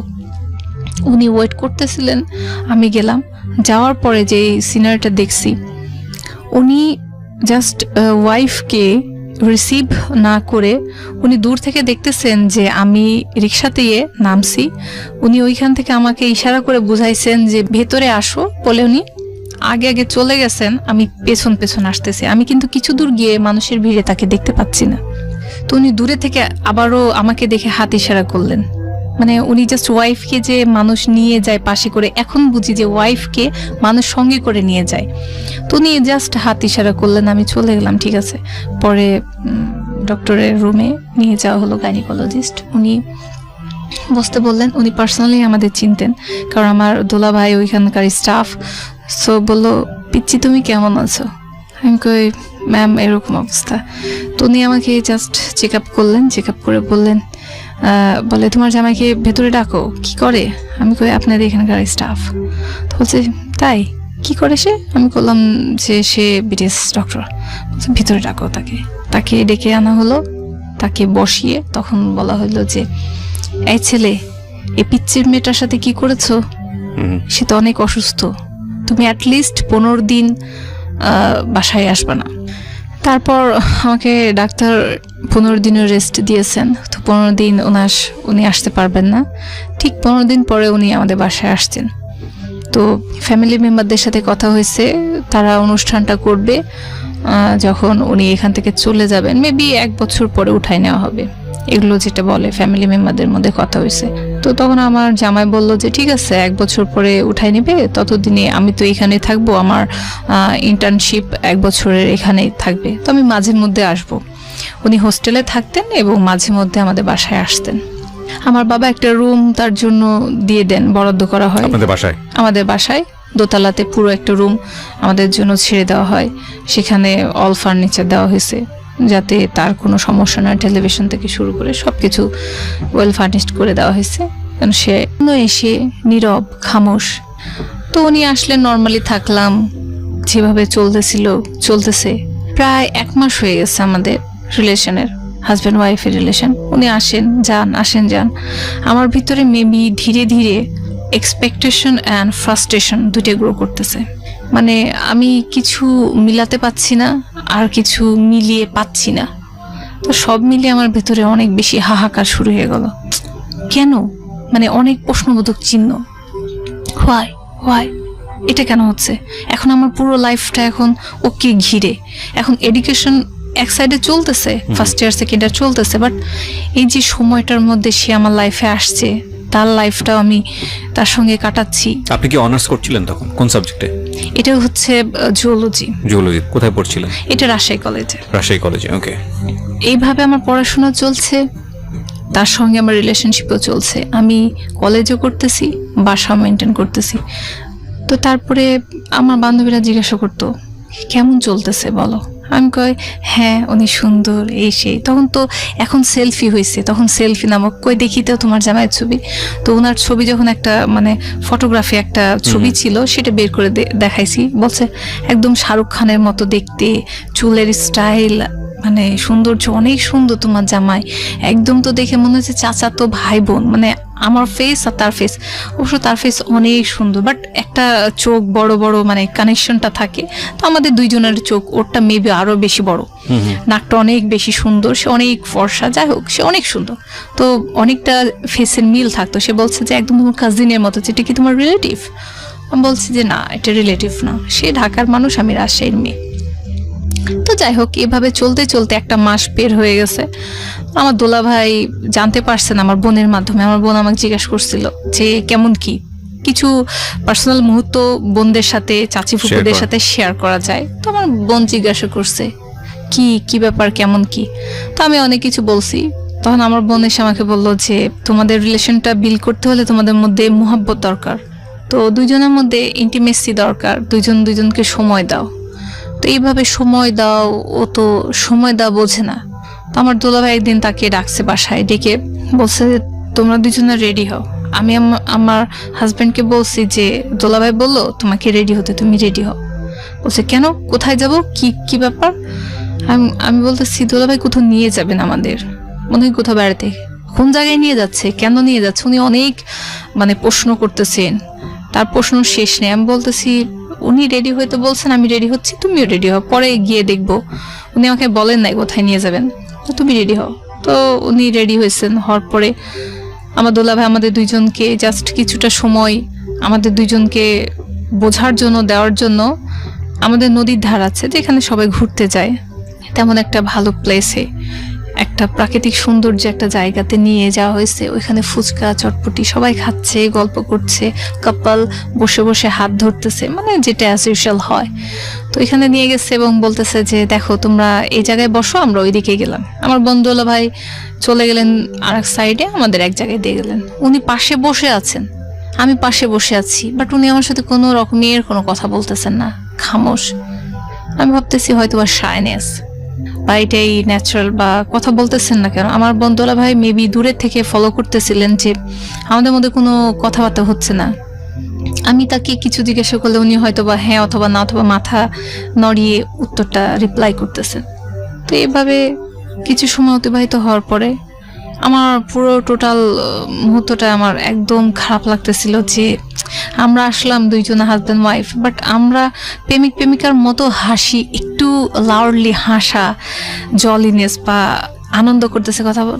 আমিও চুপচাপ বসে রয়েছি, সেও চুপচাপ বসে রয়েছে, সেও সোজা দেখে, আমিও সোজা দেখি। আমাদের দুইজনের মধ্যে সে জিনিসটা একদমই মানে আমার ভেতর থেকে ফিল হচ্ছে না, কারণ উনি আমার সাথে সেভাবে আসতেছেন না, আমি ওনাকে পাচ্ছি না সেভাবে। আমার ভিতরে আরো বেশি খারাপ লাগতেছে, কি করব আল্লাহ, কেন এরকম হচ্ছে। চলে আসলাম, ব্যাগ বাসায় আসলাম।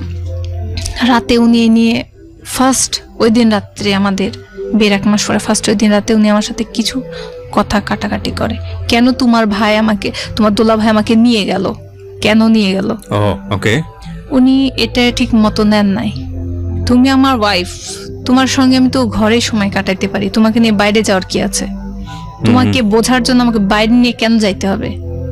ওনার এই কথাটার অ্যাকচুয়ালি অ্যান্সার আমার কাছে ছিল না। মানে আমি বলতে গেলে একটা ডাক্তার মানুষের সাথে কথা বলবো, আমি নর্মাল লাইনে পড়ি, আর আমাদের বংশের ফার্স্ট ডাক্তার জামাই যাকে বলা হয়, ঢাকার ছেলে জামাই, সে একটা ভালো ফ্যামিলি বিলং করে, তার ফ্যামিলিতে সবাই ডাক্তার, সবাই ইঞ্জিনিয়ার, সবাই হাই কোয়ালিফাইড। তো আমি তার সাথে তর্ক কখনোই করব না, আমি একদম চুপচাপ ছিলাম। আমি ভাবছি ঠিকই তো, আমার জামাই তো ঠিকই বলছে, এটা বাইরে নেওয়ার কি আছে, ঘরেই তো আমরা দুইজন হাজব্যান্ড ওয়াইফ, তো থাকি না কেন। আসলে মনে হয় আমার দুলাভাই একটা ভুল কাজ করছে।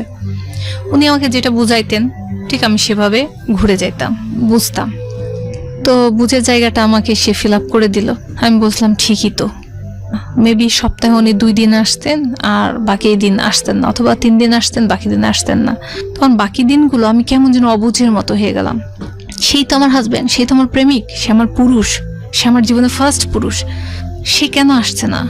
সে হুট করে আসে, হয়তো বা দেখা যাচ্ছে রাত 11টা বেজে গেছে, শুয়ে পড়েছি, আমি কাঁদতেছি, কাঁদতে কাঁদতে কাঁদতে কাঁদতে আমার বিছানাটা পুরো ভিজে গেছে, বালিশটা ভিজে গেছে, উনি আসছেন। আর আমি এখানে বলে রাখি, আমাদের বাসার যখন উনি আসতেন না, তখন আমি আমার মা বাবার সাথে নিচতলায় আমার রুমে আমি থাকতাম। আর উনি আসলে তখন দোতলায় উঠে যাইতাম। মানে আমি কেমন যেন একটা ঘোরের মধ্যে দিন কাটাচ্ছিলাম। কেন আসো নাই এই কথাটা মানে ওভাবে বলার মতো, রুডলি বলার মতো সাহস ছিল না, ওভাবে পরিস্থিতি ছিল না। বলতাম যে কালকে আসলেও তো পারতা, আমি তো রান্না করছিলাম। মানে এখন ওনার অবর্তমানে আমার যে ভিতরে রাগ, জিদ, প্রশ্ন, অস্থিরতা, হতাশা, পেরেশানি থাকতো, ওনাকে দেখলেই যেন কেমন যেন ঠান্ডা হয়ে যেতাম, একদম রিল্যাক্স। তার সামনে একদম গলার স্বর আস্তে করে, আসলেই তো পারতাম। কেমন যেন একটা চাপা অভিমান, সে আমাকে বুঝুক যে আমি অভিমান করছি, আমি রাগ করছি, আমার খারাপ লাগছে। এটা কেমন যেন আমি প্রকাশ করতে পারতাম না, আমার প্রকাশ ভঙ্গিমা ভালো ছিল না, হয়তো এটা শিখি নাই। না, এটাই পারফেক্ট ছিল ইনফ্যাক্ট। কারণ আমি বলবো যে প্রথম পর্যায়ে আসলে রাগটা খুব অ্যারোগেন্টলি না দেখানোটাই বেটার। হয়তো ধীরে ধীরে সেটা লাউড হবে, এটাই স্বাভাবিক। তবে এটা ঠিক যে ওই একটা কথা আছে আমাদের ওই ম্যানেজমেন্টে বলে, এটা গুড ম্যানেজাররা হচ্ছে অলওয়েজ ফায়ারটা না দেখে ফায়ারটাকে স্মেল করে, যে না আগুন লাগতে পারে এখানে, তখনই আগুন নেভানোর চেষ্টা করে। এরা হচ্ছে গুড ম্যানেজার, যেটাকে সহজ ভাষায় বলা হয়। তো আমি জানি না আপনার হাজবেন্ডের ক্ষেত্রে কি হয়েছে, কারণ সংসারও তো একটা ম্যানেজমেন্ট সামহাউ। জি। তারপর মানে হুট করেই, যেহেতু শেষের দিক দিয়ে আমাদের বিয়ে হয়েছে, 1 বছর কেটে গেল। 1 বছর মানে কয়েক মাস আমাদের কাছে। তারপর থেকে আমি নেক্সট ইয়ার মানে 2005 থেকে শুরু করলাম গোনা, যে জানুয়ারি থেকে শুরু হয়েছে। তাদের মানে কলেজ থেকে, রাজশাহী মেডিকেল কলেজ থেকে প্রতি বছরে একটা পিকনিক হয় ডক্টরদের জন্য। তো এখানে তার অনেক ফ্রেন্ড সার্কেল, বান্ধবীরা, ছেলে মেয়ে সবাই যাবে। তো এখানে অ্যালাউড ছিল যারা ম্যারিড তারা তাদের ওয়াইফকে নিয়ে আসতে পারে, বা যাদের বাচ্চা কাচ্চা আছে তারা তাদের ছেলে মেয়েদের নিয়ে আসতে পারবে। উনি যখন এসে বললেন যে এখানে আমাদের পিকনিকের অনুষ্ঠানটা হবে, সবাই দূরে যাবে, সরকার থেকে একটা বাস দিয়েছে, সবাই যাবে। আমারও ভালো লাগছে যে তাহলে আমিও যাব, ডাক্তার ওয়াইফ হিসেবে দেখা হবে, সবার সাথে কথা হবে। তো উনি আমাকে বললেন না আমি যাব না। আমি বলছি কেন, আমি তো অলরেডি ড্রেস সিলেক্ট করছি যে যাব একটা, তুমি তো বলছো হবে। বলতেছেন যে হবে বলেছি, কিন্তু তোমাকে নিয়ে যাব এটা তো বলি নাই। আমি বলছি যে এটা কি হইলো, নিয়ে যাবে না? আমি বলছি যে নিয়ে যাবা না? বলছে যে তাহলে আমিও যাব না। আমি কই কেন, চলো একসাথে যাই। আমি তো বলি নাই তুমি যেও না, একসাথে যাই, দেখা হবে। কই না, ডাক্তারদের মাঝে আমি বিয়ে করেছি, তুমি তো নন মেডিকেল, তো সবাই জিজ্ঞাসা করলে অনেক সময় থাক, ওরা হাসাহাসি করবে, কি দরকার। আমি কই তুমি তাহলে কি দেখে পছন্দ করে, তাহলে তোমার তো উচিত হয়নি বিয়ে করা। এটা নর্মালি বলতেছি। সে বলতেছে যে বিয়ে করছি, আমার ভাল লাগছে, তোমার চেহারা দেখে আমার ভাল লাগছে। আর আমার মনে হয়েছে, উনি তখন বলেই দিলেন যে আমার মনে হয়েছে আমি অনেক কিছু পাবো এই ফ্যামিলি থেকে, আমি হেল্প পাবো। তখন আমি তাকে জিজ্ঞাসা করে ফেললাম কেমন হেল্প, হোয়াট ইজ হেল্প। এই প্রশ্নটা রেখে আমরা একটা বিরতিতে যাই। প্রিয় শ্রোতা, সংসার একটা অনেক বড় যুদ্ধক্ষেত্র। যারা সংসার করছেন এবং বিশেষ করে যারা 20, 30, 40, 50 বছর পার করে দিয়েছেন সংসার, এরকম পাওয়া খুব মুশকিল। 50 বছরের সংসার জীবন হয়তো অতদিন বেঁচে থাকে না, তবে থাকে 2-1 রেয়ার আছেন। এই যে 20-30 বছর যাবত যারা সংসার করেন, এদের সেলিব্রেশনটা অনেক বড় করে হওয়া উচিত। বড় করে হওয়া উচিত এই কারণে যে এই লম্বা সময় ধরে তারা নিজেদেরকে মানিয়ে নিয়েছেন। এবং এটা ঠিক যে একটা মানুষের সম্পর্কে থাকা, মানে রিলেশনশিপে থাকা, ফ্রেন্ডশিপে থাকা বা প্রেমে থাকা, যেটাই বলি না কেন, সেটা আর সংসার দুটোই কিন্তু অন্যরকম আলাদা বিষয়। কারণ দুটো মানুষ যখন কাছে আসেন, ওই যে উনি যেটা বলছিলেন যে ফিলিংসের জায়গাটা, অনুভূতির জায়গাটা, একটা স্বপ্নের জায়গাটা, একটা ইলিউশনের জায়গাটা, ওই ইলিউশন জায়গাটা তখন থাকে না। ওটা যখন বাস্তব হয়ে ধরা দেয় এবং সেই বাস্তবতা আর মনের স্বপ্নের জায়গাটা যখন বিপরীতমুখী হয়, তখন শুরু হয় অন্যরকম একটা যুদ্ধ। সেই যুদ্ধে কাউকেই পাওয়া যায় না, ইনফ্যাক্ট পাশে কাউকে পাওয়া যায় না। ইনফ্যাক্ট এই কারণে যে আমাদের পারিবারিক শিক্ষাটা এরকম না যে আমরা একদম ভেতরে গূঢ়, মানে নিগূঢ় বিষয় যেটা আমাদের জীবনে খুব গুরুত্বপূর্ণ, সেগুলো নিয়ে কেউ ডিসকাস করার মতো থাকে। এবং এটা আসলে খুব গুরুত্বপূর্ণ। এই বিষয়গুলো নিয়ে এখন আমাদের সমাজে অনেক কথা হচ্ছে, ছোটখাটো বিষয় নিয়ে আলোচনা হচ্ছে, মেয়েরাও অনেক নিজেদের ভয়েস রেইজ করছেন। এবং আমার মনে হয় যে এই বিষয়গুলো সাইকিয়াট্রিক অ্যাঙ্গেল থেকে আরো বেশি পরিমাণে ডিপলি ব্যাখ্যা হওয়া প্রয়োজন। কারণ দুজন মানুষ যখন সংসার করেন, তখন দুজন মানুষের চলতে ফিরতে যে বিভিন্ন রকমের সমস্যা, সেই সমস্যা সমাধানের জন্য সেরকম ইনস্টিটিউট থাকা উচিত, সেরকম লেখাপড়া থাকা উচিত, সেরকম প্রতিষ্ঠান থাকা উচিত যেখানে গিয়ে মানুষ নিজেদের কাউন্সিলিং গুলো নিতে পারে। আমরা গেস করছি যে এই সংসারটা হয়তো ভবিষ্যতে আমরা যা শুনবো সেটা আরো বিপরীতমুখী হয়েছে, কিন্তু সবসময় যে কথাটা বলি, জীবন বাবার সাথে কথা বলো, আমার আব্বাকে বলিও, তুমি বলতে পারবা না। আমি কই যে আমি কি বলবো, এলোমেলো হয়ে যাবে, হয়তো আমি তাদের বুঝিয়ে বলতে পারবো না। তো তোমার কথাটা বড়দের সাথে সেভাবে তুমি একজন শিক্ষিত মানুষ সুন্দরভাবে উপস্থাপন করতে পারবা। তো এই কথাটা যখন বললাম তখন উনি বলল যে ঠিক আছে, সময় হোক, আমি চলে যাওয়ার আগে তোমার বাবা মায়ের সাথে বসবো।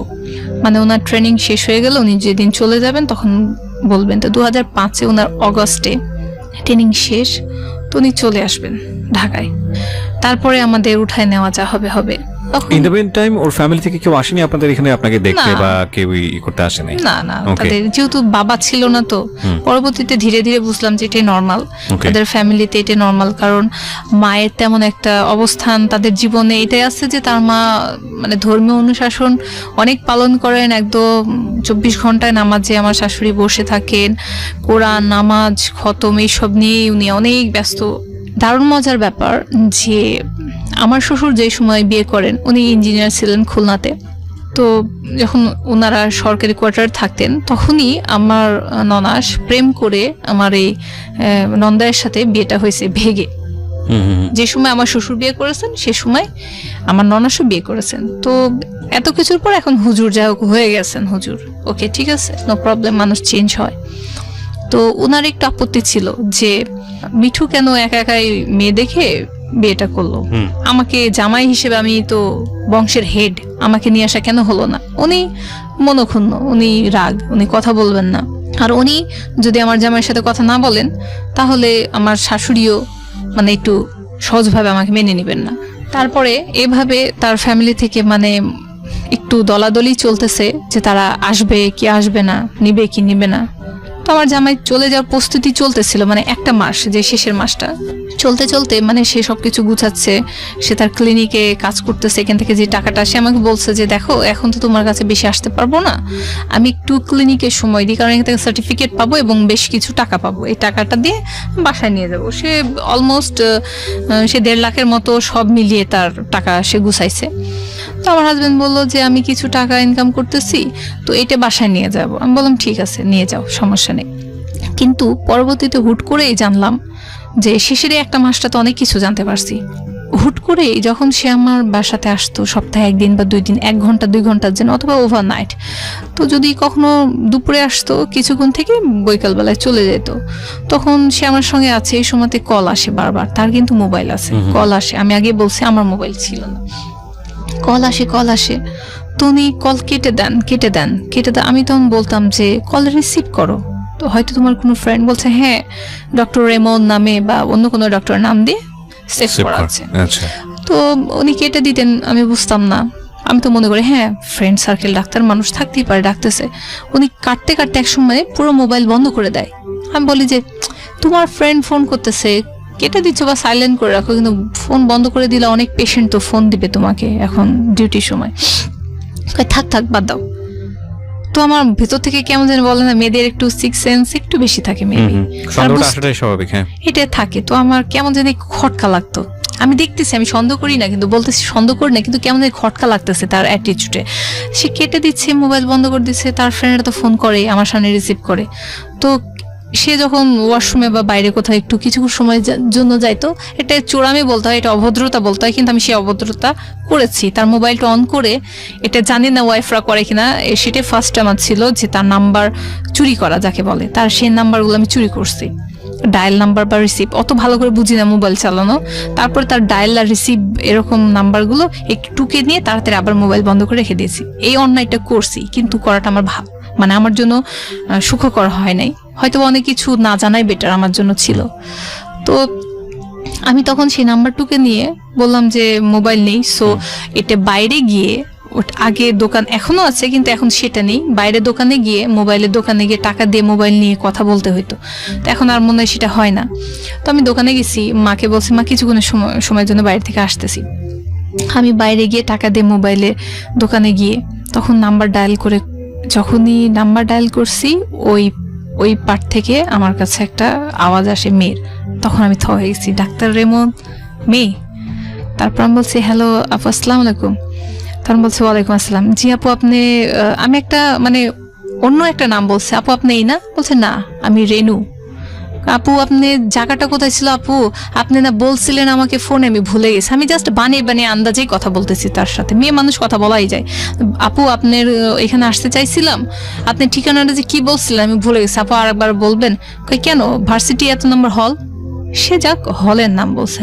আমি তখন ঠাস করে ফোনটা, তার নামটা শুনে, তার প্লেসটা শুনে, আমি লোকেশন শুনে আমি কেটে দিয়েছি। তখন আমি পুরা হয়ে গেলাম যে আমার হাজবেন্ডের হয়তোবা কোনো মেয়ে বান্ধবী আছে, এবং সেটা বান্ধবীর চাইতে একটু বেশি। সে ডক্টর রেমন না, সে একটা রাজশাহী ভার্সিটিতে পড়া, একটা ম্যাথের সাবজেক্টে পড়া একটা মেয়ে বান্ধবী।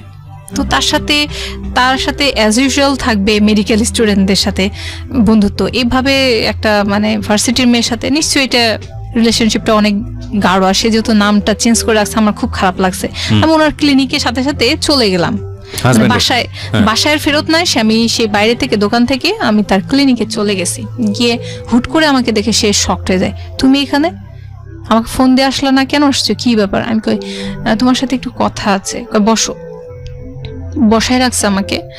তারপরে তার অনেক পেশেন্ট ছিল, সে একটার পর একটা রুগী দেখতেছে, আমি বসে রয়েছি। বসে থাকতে থাকতে অলমোস্ট 2 ঘন্টার মতো হয়ে গেছে, অনেক রাত হয়ে যাচ্ছে। আমি সন্ধ্যা 7টাতে গেছি, 2 ঘন্টা হয়ে গেছে। আমি বলছি যে এখন পর্যন্ত সে আসে না, সময় দেন। আমি তো তাকে বাসায় নিয়ে গিয়ে তার সাথে আমি কথা বলতে পারবো না, কারণ হয়তোবা এই সাবজেক্টে কথা বলতে লাগলে আমার মা বাবা কিছু জানতে পারবেন, এটা ঠিক হবে না, শুভকর হবে না। তো আমি তার জন্য ওয়েট করতেছি যে সে আসবে, আমার সাথে কথা বলবে, হয়তোবা সে কিছু বুঝতে পারছে। আমি কিভাবে কথাটা উঠাবো আমি নিজেও বুঝতেছি না। পরে উনি আসছেন, ওনাকে আমি বললাম যে রেনু নামের কাউকে কি চেনো? রেনুকে তুমি রেমন নাম দিয়ে সেভ করছো? এই সেই রেমন, ডক্টর রেমন? তখন সে বলতেছে যে এই কথা এখানে বলার জন্য তুমি আসছো, এটা তো তুমি বাসায় আমাকে জিজ্ঞেস করতে পারতা। আমি বলতেছি যে আমি তো শিওর ছিলাম না যে তুমি বাসায় যাবা কিনা। আমার খারাপ লাগতেছে, আমি টোটালি কাঁদতেছি, অথচ সে আমাকে এমন ভাষায়, মানে কড়া ভাষায় সে আমাকে কথাটা বলতেছে, হ্যাঁ, যেন আমি একটা অপরাধ করছি, আমি একটা মেয়ে মানুষ হয়ে কেন ঘরের বউ হয়ে ক্লিনিকে আসলাম, আমি অন্যায় করলাম। মানে তখন আমারও মনে হচ্ছে যে ঠিকই তো, আমার মনে বাসায় থাকা উচিত ছিল। তো আমার ভিতরে এত অস্থিরতা শুরু হয়ে গেছে যে প্রেমিকা, মানে এটা আমার কাছে শক। প্রেমিকা আছে, আবার মিথ্যা কথা বলতেছে। বাসায় চলে গেলাম, আমি বললাম যে তুমি তাহলে চলে আসো, বাসায় আমরা কথা বলবো। বাসায় গিয়ে ওয়েট করতেছি, উনি রাতে আসছেন, খাওয়া দাওয়া হয়েছে, সবকিছু হয়েছে। পরে আমি কান্নাকাটি করতেছি, মানে ওনাকে বলতে পারছি না, কান্নাকাটি করতেছি যে তুমি আমাকে এভাবে ধোকা কেন দিতেছো, কে মেয়েটা, তুমি আমাকে বলো। তখন সে বলতেছে এত কান্নার কি আছে, সে আমার এক্স লাভা। আমি তখন আমি কই যে তাহলে আগে কেন আমাকে বলো নাই? তখন বলতেছে শুনবা, এসব কথা শুনতে হয়, বলো, সমস্যা নেই, সব বলো, আমি শুনবো। তখন সে ওই রাতে, সারাটা রাত আমার মনে আছে যে ভোর একদম 6টা বেজে গেল, সূর্য উঠে গেল, সবকিছু হয়ে গেল, কিন্তু তার কথা শেষ হইল না। আমি সারাটা রাত জেগে তার কথা শুনতেছি, সবকিছু বললো। একটা ওয়াইফ হিসেবে মানে মানুষ অনেক রিয়াক্ট করে যে হ্যাঁ কেন আগে হয়নি। আমার মাথার মধ্যে কখনো আসে নাই যে তার প্রেমিকা থাকতে পারে, কি তার একটা লাভার থাকতে পারে, বা এত কিছু হইতে পারে। সে আমাকে সারা রাত বললো তার কয়টা প্রেমিকা ছিল, কিভাবে তার আসছে। সে যখন তার চাচার বাসায় ছিল তখন প্রেমিকা ছিল, যখন সে এখানে অ্যাডমিশন নেয় তখন একটা যে ফার্স্ট গার্ল ছিলেন মেডিকেলের, ওনার সঙ্গে থাকতো, সে তার প্রেমিকা ছিল, কিন্তু মেয়েরা বিয়ে করতে রাজি হয় নাই। এভাবে সে এক নাগাড়ে অনেক কথা সে বলে গেল। আর একটা মেয়ে ছিল, নাম ছিল অ্যানি, ডাক্তার মেয়ে, সে তার জন্য পাগল ছিল, সে তাকে ভালোবাসতো না, সে আর এক মেয়েকে ভালোবাসতো, তাকে পাত্তা দিত না। এই মেয়ের সাথে তার অনেক ইন্টিমেসি এত বেশি ছিল যে অলমোস্ট হাজব্যান্ড ওয়াইফ পর্যন্ত চলে গেছিল। তো ওই মেয়েটা আবার রাজশাহীর স্থানীয় ছিল, তার বাড়ি আবার ছিল আমাদের বাসা থেকে অল্প কিছু দূরে। তো এই সব অনেক কিছু মিলে সে যখন বলতে থাকলো, তারপরে আমাকে বিয়ে করার আসল ঘটনা তার মুখ দিয়ে বের হয়ে আসলো। সে বলল যে আমি এই মেয়েটাকে, মানে তার ফার্স্ট যে ক্যাপ্টেন ছিল, মেয়েটাকে প্রেমের অফার দিয়েছিল, সে নাকচ করে দিয়েছে। পরে যে মেয়েটা আর একটা ডাক্তার মেয়ে ভালোবাসছে, সে আমার হাজব্যান্ড আবার নাকচ করে দিয়েছে, কারণ সে সুন্দরী ছিল না। কিন্তু তার সাথে অলমোস্ট হাজব্যান্ড ওয়াইফের মতো রিলেশন এমনি হয়ে গেছিল। মেয়েটা একটু বেশি ছিল যে বিয়ে করবেই, আমিও ডাক্তার তুমিও ডাক্তার, কিন্তু আমার হাজব্যান্ড সুন্দরী খুঁজতেছিল। মানে এরকম মেয়ে যতই বান্ধবী হোক, এগুলো সব হয়েছে অ্যাজ ইউজুয়াল, বাট আমরা বিয়ে করব না। তারপরে যখন তার থার্ড মানে লাভ বলতে পারেন তার লাইফে, তো ভার্সিটির এই মেয়েটা রেনু নামের মেয়েটার সাথে তার অনেক দূর। মেয়েটার হাজবেন্ড ছিল আমেরিকায়, মেয়েটা এখানে থাকতো, সে ঝিনাইদহের মেয়ে, তো রাজশাহী তো কেউ চেনে না, দুজন মিলে এমন ভাবে ঘুরতো যেন হাজবেন্ড ম্যারিড ছিল। হ্যাঁ, মেয়েটা ম্যারিড ছিল। আচ্ছা, আমার আরেকটা কোশ্চেন আছে, সেটা হচ্ছে মেয়েটার সঙ্গে সম্পর্ক কি আপনার বিয়ের আগে না বিয়ের পরে? বিয়ের আগে। বিয়ের আগে থেকে সম্পর্ক? হ্যাঁ, আমি এই শেষের মাসে এগুলো জানতে পারছি, একটা মাসে। তো তারপরে বিয়ের আগে থেকে তার সাথে সম্পর্ক, এই মেয়েটার সাথে তার এতটা সম্পর্ক ছিল যে আমার হাজবেন্ড তার জন্য এতটা পাগল হয়ে গেছিল, বলছিল যে তুমি তোমার হাজবেন্ড আমেরিকায় আছে, তাকে তুমি ডাইভোর্স দিয়ে তুমি আমার সাথে বিয়ে করো। সে আনম্যারিড ছেলে, ওই মুহূর্তে ওই এত বছর আগে তার এত মেন্টালিটি এমন ছিল যে সে একটা ডাইভোর্স মেয়েকেও বিয়ে করতে রাজি, মানে তার প্রেমে এতটাই পাগল ছিল। আমি পরবর্তীতে যখন শুনলাম তখন আমার মনে হচ্ছিল পায়ের নিচে কিছু নেই, কারণ আমি এটা নিতে পারছিলাম না সেই মুহূর্তে যে তার প্রেমিকা ছিল, প্রেমিকা থাকে। বিকজ অফ আপনার পাস্ট, বিকজ আপনি যেভাবে বড় হয়েছেন সেই জায়গাটা থেকে এটা নেওয়াটা খুব অস্বাভাবিক ছিল। দিস ইজ দ্য থিং, প্রিয় শ্রোতা, কজ আমরা যে বিষয়টা নিয়ে কথা বলছি, this is absolutely more than drama, television নাটক কিংবা সিরিয়াল, উপন্যাস, সব কিছু যেগুলো বড়। এবং বড় এই কারণেই যে এই ডিলেমাগুলো আমাদের সংসার জীবনের যে ডিলেমাগুলো, বা আমাদের যে বড় হয়ে ওঠা, বা আমাদের দুটো ছেলে মেয়ে যখন দুজন কাছাকাছি থেকে একটা একই সাথে একই রাস্তায় হাঁটা শুরু করে, দুই রাস্তা থেকে এসে এই দুই রাস্তার যে ব্যবধান, সেই ব্যবধান একটা রাস্তায় মিলিত হওয়ার পরে যে সংঘর্ষটা তৈরি হয়, সেগুলো নিয়ে আমাদের সমাজে খুব একটা লেখালেখি, খুব একটা পত্রপত্রিকা, খুব একটা মিডিয়া কিংবা খুব একটা গণমাধ্যমে আসে না। এবং যে কারণেই আমাদের এন্টারটেইনমেন্টের জায়গাটা খুব বেশি বলা যেতে পারে একেবারেই এক ধরনের সীমারেখার মধ্যে তারা থাকে। এবং যেই রিয়েল লাইফ ড্রামাগুলো বা রিয়েল লাইফ যে ঘটনাগুলো আসে, সেগুলো আসলে সামনে নিয়ে আসলে কেউই বলতে চায় না, বা আমরা বলতে পছন্দ করি না, বা প্রয়োজন মনে করি না। তো সেই জায়গাটা থেকে আমাদের এই জীবন গল্প অনুষ্ঠানের প্ল্যাটফর্মটা একদম ফুললি ডিফারেন্ট, কজ আমরা যেগুলো আসলে আপনাদের সামনে তুলে ধরি সেটা আপনারই জীবনে ঘটে যাওয়া কিংবা আপনার পাশের বাড়ির মানুষের জীবনে ঘটে যাওয়া, এবং এগুলো গণমাধ্যমে প্রচার হয়, সেই জায়গাটা থেকে বিশ্বাস করাটা খুব ডিফিকাল্ট, কিন্তু নিজের জীবনে হয় সেটা বিশ্বাসযোগ্য। ঠিক আছে, so it's a one kind of challenge for us actually. যাই হোক, ওই জায়গাটা এবার নাই বা গেলাম, আমরা খুবই কৃতজ্ঞ যে মানুষ এসে এই কথাগুলো বলছে, এবং আমরা বিশ্বাস করতে চাই যখন আমরা এই ধরনের ফিডব্যাক পাই। আপনারা নিজেরাও আমাদের ইউটিউব চ্যানেলে গেলে কমেন্ট সেকশনে গিয়ে দেখবেন যে অনেক ছেলেমেয়েরাই লিখে যে এই গল্পগুলো শুনে আমাদের নিজের জীবনটা আমরা পাল্টে ফেলেছি, এবং এরকম কমেন্টস আমি পাই, আমার খুব ভালো লাগে পড়তে। যে আমার আজকের এই জীবন গল্পটা শুনে এরকম একজন লিখেছে যে আমার দুটো হাত ছিল না কিংবা আমার দুটো পা ছিল না, আমি ভুলে গেছি আমার দুটো হাত না থাকার কষ্ট, দুটো পা না থাকার কষ্ট। এটা আমাদের অনেক বড় অর্জন। জি, আপনি যেটা বলছিলেন সেটা আপনার জন্য খুব স্বাভাবিক, কারণ আপনি ওই পরিবেশে বড় হননি, আর তার জন্য এটা খুব স্বাভাবিক, কারণ হয়তো সেই এরকম একটা পরিবেশে বড় হয়েছে। কিন্তু দুজন মিলিয়ে এখন সামনের দিকে কি ঘটনা ঘটেছে সেটাই আমাদের জানার বিষয়। বলুন, তারপর কি হলো? তারপর সে বলতে থাকলো, আমি নিতে থাকলাম কথাগুলো। নেওয়ার পরে মানে আমার তো কিছু ছিল না যে আমি বলবো, কিন্তু সে বললো, সেগুলো আমি নিতে পারছিলাম না, তবু নিতে হবে, কারণ হাজবেন্ড। প্রশ্ন ছিল যে আপনাকে সে কেন বিয়ে করেছে, সেটা তো সে বলল। হ্যাঁ, আমার প্রশ্ন এটাই ছিল। তখন সে আসল কথাটাতে আসলো যে তোমার হচ্ছে, ও সেই মেয়ের সাথে তোমার বিয়ে হয়েছে, বাহ ভালো তো, সুন্দর তো, তোমাদের দুজনকে মানাইছে। তো উনি এই কথা বলে চলে গেছেন। তো আমি ওনাকে পরবর্তীতে বাসায় এসে আমার মাথার মধ্যে একটা কথাই ঘুরতেছে, উনি বুঝতে পারছেন, উনি বুঝতে পারছেন যে আমার এই কথাটা খটকা লাগছে, মানে আমি এতটা বোকা না যে এটা প্রশ্নটা রিটার্ন তাকে করব না। উনি একটু উসকুস করলেন বাইরে, পরে বাসায় এসে আমি তাকে আস্তে করে জিজ্ঞাসা করলাম, উনি আমাকে তো আগে কখনো দেখেন নাই, বিয়ের আগে আমি তোমার সাথে কখনো ঘুরি নাই, কোন মেয়েকে বললো বুঝলাম না, তোমার কি কোনো ফ্রেন্ড, কোনো মানে তোমার মেডিকেল স্টুডেন্ট এরকম কেউ হবে? বলছে যে না, এটা রেনু। আমি তখন আরেকটু পড়ে গেলাম, মাথার উপর বাজ, এটা কি বললো? মানে তার সঙ্গে সে এই জায়গাতেও আসছে এবং তার ফ্রেন্ডের বাবাও দেখছে। তখন আমি বলছি, তোমার ফ্রেন্ডের বাবাও সে মেয়েকে দেখছে, তুমি ফ্লাশ করছো এগুলো ফ্যামিলি মানে মানুষদের দেখাইছো? বলছে যে হ্যাঁ, এই মেয়েটার সঙ্গে তো আমি ঢাকাতে অনেকবার গিয়েছি, মেয়েটাকে বাসায় থুইতে, মানে তার চাচার বাসায় থুইতে মেয়েটাকে নিয়ে আমি অনেকবার ট্রেনে জার্নিও করছি। একটা বিষয় একটু আমি ইন্টারাপ্ট করছি, একটা হচ্ছে যে সে আপনাকে সমস্ত কিছু বলে ব্যাপারটা কি অ্যাপোলজির পর্যায়ে নিয়ে গিয়েছিল, যে না আমার জীবনে এগুলো ভুল, এখন যা আছে তুমি আমার সবকিছু, সো সামনের দিকে আমরা আগাই, ব্যাপারটা এরকম ছিল নাকি জাস্ট আপনাকে বলার জন্যই বলা, কিন্তু সেগুলা সে খুব ডেসপারেটলি মুভ করতেছিল because he is a doctor? সে এগুলো আমাকে বলে যে অনুতপ্ত সেই জন্য বলা না, জাস্ট সে গর্ববোধ করতো এগুলো বলে। সোনি গর্বভাবেই নর্মালি বলে যাচ্ছেন, আমি নর্মালি বোকার মতো বসে বসে শুনতেছি। তো আমি শুনে যাইতাম কথাগুলো। তারপরে কেমন লাগতো যে আসলেই মেয়েটা খুব ভাগ্যবতী ছিল যে তাকে ভালোবাসছে, আর অ্যাকচুয়ালি আমার সাথে বিয়েই করছে। ভালোবাসাটা মেবি আমার জন্য হয় নাই। তো ঠিক আছে, ওইখান থেকে আমি খামোশ হয়ে গেলাম। পরে উনি বিয়ের পরেও যে ওই মেয়ের সাথে দেখা করছে, এটা এই কথায় কথায় সে বলে ফেলছে যে আমার বিয়ের পরে মেয়েটা আমাকে বারবার ফোন দিতেছিল, আমি তার সাথে যোগাযোগ করতেছিলাম না। তখন মেয়েটা বুঝতে পারছে, তখন বলছে যে তোমার লাইফে কি কেউ কোনো নতুন মেয়ে আসছে? তখন আমি বললি যে হ্যাঁ আমি বিয়ে করেছি। তখন মেয়েটা অনেক শকড হয়ে যায়। তখন আমার নাকি ছবি দেখাইছে, এক কপি ছবি দেখাইছে, দেখে বলছে এটা আমার ওয়াইফ। তখন সে মেয়েটা নাকি অনেক কান্না করেছে, তার সাথে দেখা করতে এসে অনেক কান্না করে পরে মেয়েটা চলে গেছে।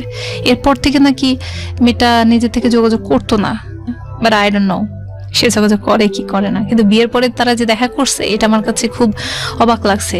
আর একবার সে মানে বিয়ের কিছুদিন পরে যখন রোজা ছিল, তখন আমার হাজবেন্ড আমার কাছে অনুমতি চাচ্ছে যে আমি ইউনিভার্সিটিতে কিছু ফ্রেন্ড সার্কেলের সাথে রোজার ইফতারি করতে যাব, তুমি কি অ্যালাউ করতেছো? আমি বলছি যে হ্যাঁ, যাবা না কেন। আমি জানি নাই যে ভার্সিটিতে ইফতারি করতে মেয়েটার সঙ্গে গেছে বিয়ের পরেও। যাই হোক, সেও বিয়ের পরেও রিলেশনশিপটা মেনটেন করে চলে গেছে। তো আমার কাছে মনে হয়েছে এটা বোধহয় নর্মাল, ডাক্তার মানুষ করছে করুক। আমার কাছে এটাই মনে হয়েছে নর্মাল, ডাক্তার। ঠিক আছে, উনি যখন এরকম করলেন, শেষে যখন সবাই ফেয়ারওয়েল দিতে চাইলো, ফেয়ারওয়েল দেওয়ার পরে আমাকে নিয়ে যাওয়া হলো। আমাকে বললো, নিয়ে যাওয়া হয়নি, আমাকে বলছে যে তুমি অমুক রেস্টুরেন্টে চাইনিজে চলে আসবা। আমি গেলাম, রেডি হয়ে গেলাম। তার সমস্ত বন্ধুরা আসছে, বান্ধবীরা আসছে, সবাই বসে আছে, খাবার দেওয়া হয়েছে, সার্ভ হয়েছে। আমার হাজবেন্ড যে একটা, আপনারা সাধারণত দেখেন যে একটা হাজবেন্ড সবসময় তার ওয়াইফকে ফার্স্ট টাইম যখন তার ফ্রেন্ড সার্কেলের সাথে পরিচয় করে দেয়, ইন্টারাকশনটা এমনভাবে হয় যে she is my wife and she is খেয়ালি, কি সে এটা করে সেটা করে, এটা বলে। উনি এমন কিছুই বলেননি, বলছে আসো বসো এখানে। ওনারা জিজ্ঞেস করছে এটা ভাবির সাথে পরিচয় করায় দে। হ্যাঁ হ্যাঁ, এটা তোদের ভাবি। বাস হয়ে গেল। তারা আমাকে ফুল দিল, আমার হাতে অনেকগুলো ফুলের তোড়া ছিল। তারপরে সেখানে যখন খাওয়া দাওয়া শুরু করা হলো, আমাকে বসানো হয়েছিল মেয়েদের সাইডে, আর তারা বসছিল ছেলেদের সাইডে। খাবার যখন সবার প্লেটে দেওয়া হচ্ছিল, আমি একটু এমন যে মানে হুট করে কোনো খাবার নিজের পাতে তুলে নিতে পারি না, মানে কেমন হেজিটেশন আসে ভেতর থেকে। যদি কেউ তুলে দেয় তাহলে নেওয়ার সাহস করি। আমি একটু বসেই আছি, ভাত প্লেটে ওরা সার্ভ করে গেছে, তো ছেলেগুলা মেয়েদেরকে খাবার তুলে দিচ্ছে। তারপরে আমি দেখলাম যে আমার হাজবেন্ড তার যে রাজশাহীতে এসেই যে তার ফার্স্ট মানে গার্ল ছিল, তার ক্লাসমেট, তাকে ভালোবাসতো, কিন্তু সে তাকে রিফিউজ করে দিয়েছে যে না, তোমাকে ভালোবাসবো না। সেই মেয়েটার প্লেটে সে খাবার সুন্দর আমার সামনে বসে বসে উঠাই দিচ্ছে। তো আমার মনে হচ্ছে যে এটা মনে হয় নর্মাল, কারণ বান্ধবী দিচ্ছে, খাওয়াচ্ছে। কিন্তু আমার কাছে মনে হলো আমি মনে তুলে দিতে হয় না। আমি জানি না, আমি মন্তব্যটা করতে বাধ্য হচ্ছি। আমি সবসময় বলি যে জীবন গল্পের একটা মারাত্মক সীমাবদ্ধতা হচ্ছে it's a one sided story. এখানে যিনি এসে বলেন তিনি তার গল্পটাই বলেন, আপনি যদি বিশ্বাস করতে চান তাকে বিশ্বাস করতে হবে অন্ধের মতো। সো বলার জায়গা থেকে হয়তো বা ওনার হাজব্যান্ড এখানে যদি উপস্থিত থাকতেন সেই সময়, যিনি যার সম্পর্কে বলছেন, তিনিও হয়তো বলতে পারতেন বিষয়টা কিরকম ঘটেছে। তবে আজকে যিনি বলছেন খেয়ালি, তাকে যদি আপনার বিশ্বাস করতেই হয়, সমস্ত কিছু বিশ্বাস করে আপনার এতটুকু বলতে হবে যে আপনার হাজব্যান্ড অনেক লাকি হাজব্যান্ড। অফকোর্স ওই গল্পটা পর্যন্ত যে ওয়াইফকে এত বড় একটা গল্প বলার পরে ওয়াইফের প্লেটে খাবার তুলে না দিয়ে সে তার এক্স গার্লফ্রেন্ডের প্লেটে খাবার তুলে দিচ্ছে, এটা আসলে হিন্দি সিরিয়ালকেও হার মানিয়েছে, যেখানে মেকআপ পরে ঘুমানো হয় সেটাকেও হার মানিয়েছে, দিস কাইন্ড অফ স্টোরি। ওকে, বলুন।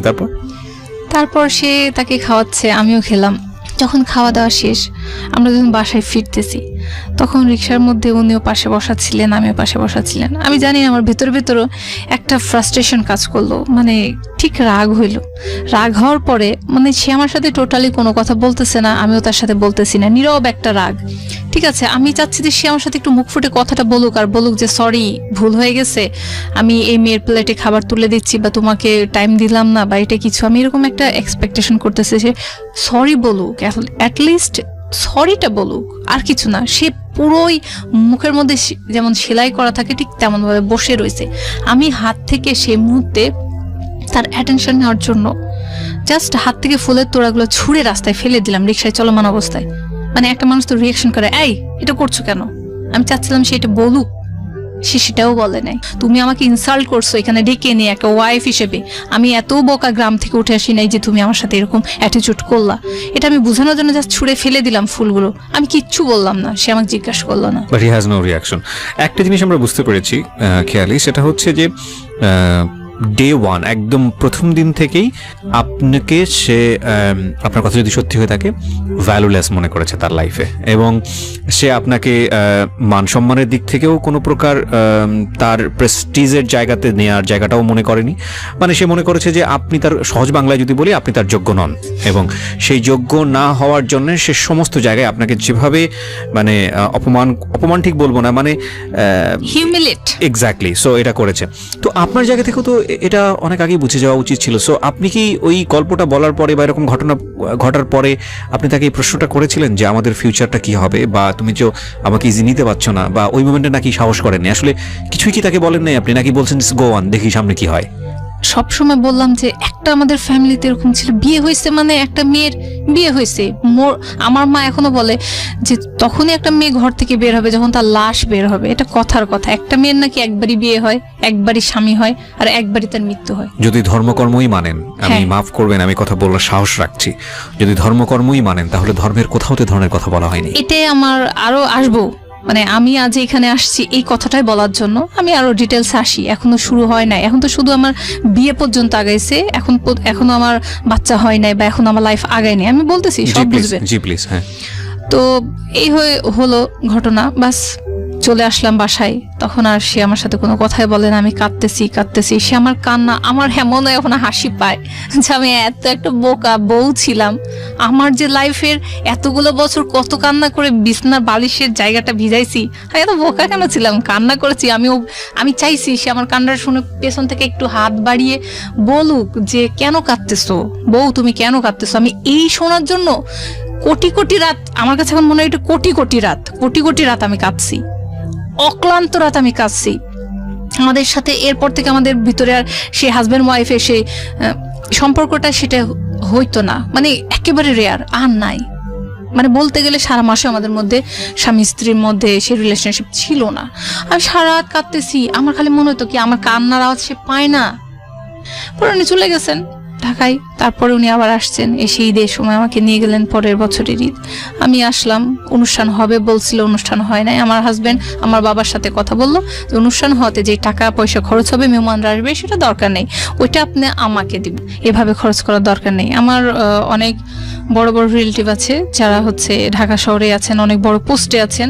তারা বললেন যে না, মেয়েকে গহনা বানিয়ে দাও, টাকাটা দিয়ে তাকে এভাবে দিও না, নগদ টাকার কোনো হিসাব থাকে না, এটা একসময় পরবর্তী দিকে এটা খারাপ হইতে পারে, এটা আপনারা গহনা দেন। তো আমার মা ছিল খুব জামাই ভক্ত। তো আমার মা বললো যে না, জামাই যখন চাচ্ছে যে সে একটা কিছু করবে, একটা ক্লিনিক দিবে, সো টাকাটা আমরা নগদেই দিই। তারপর আমার বাবা তাকে নগদে টাকা দিলেন, সে টাকাটা নিয়ে নিলেন।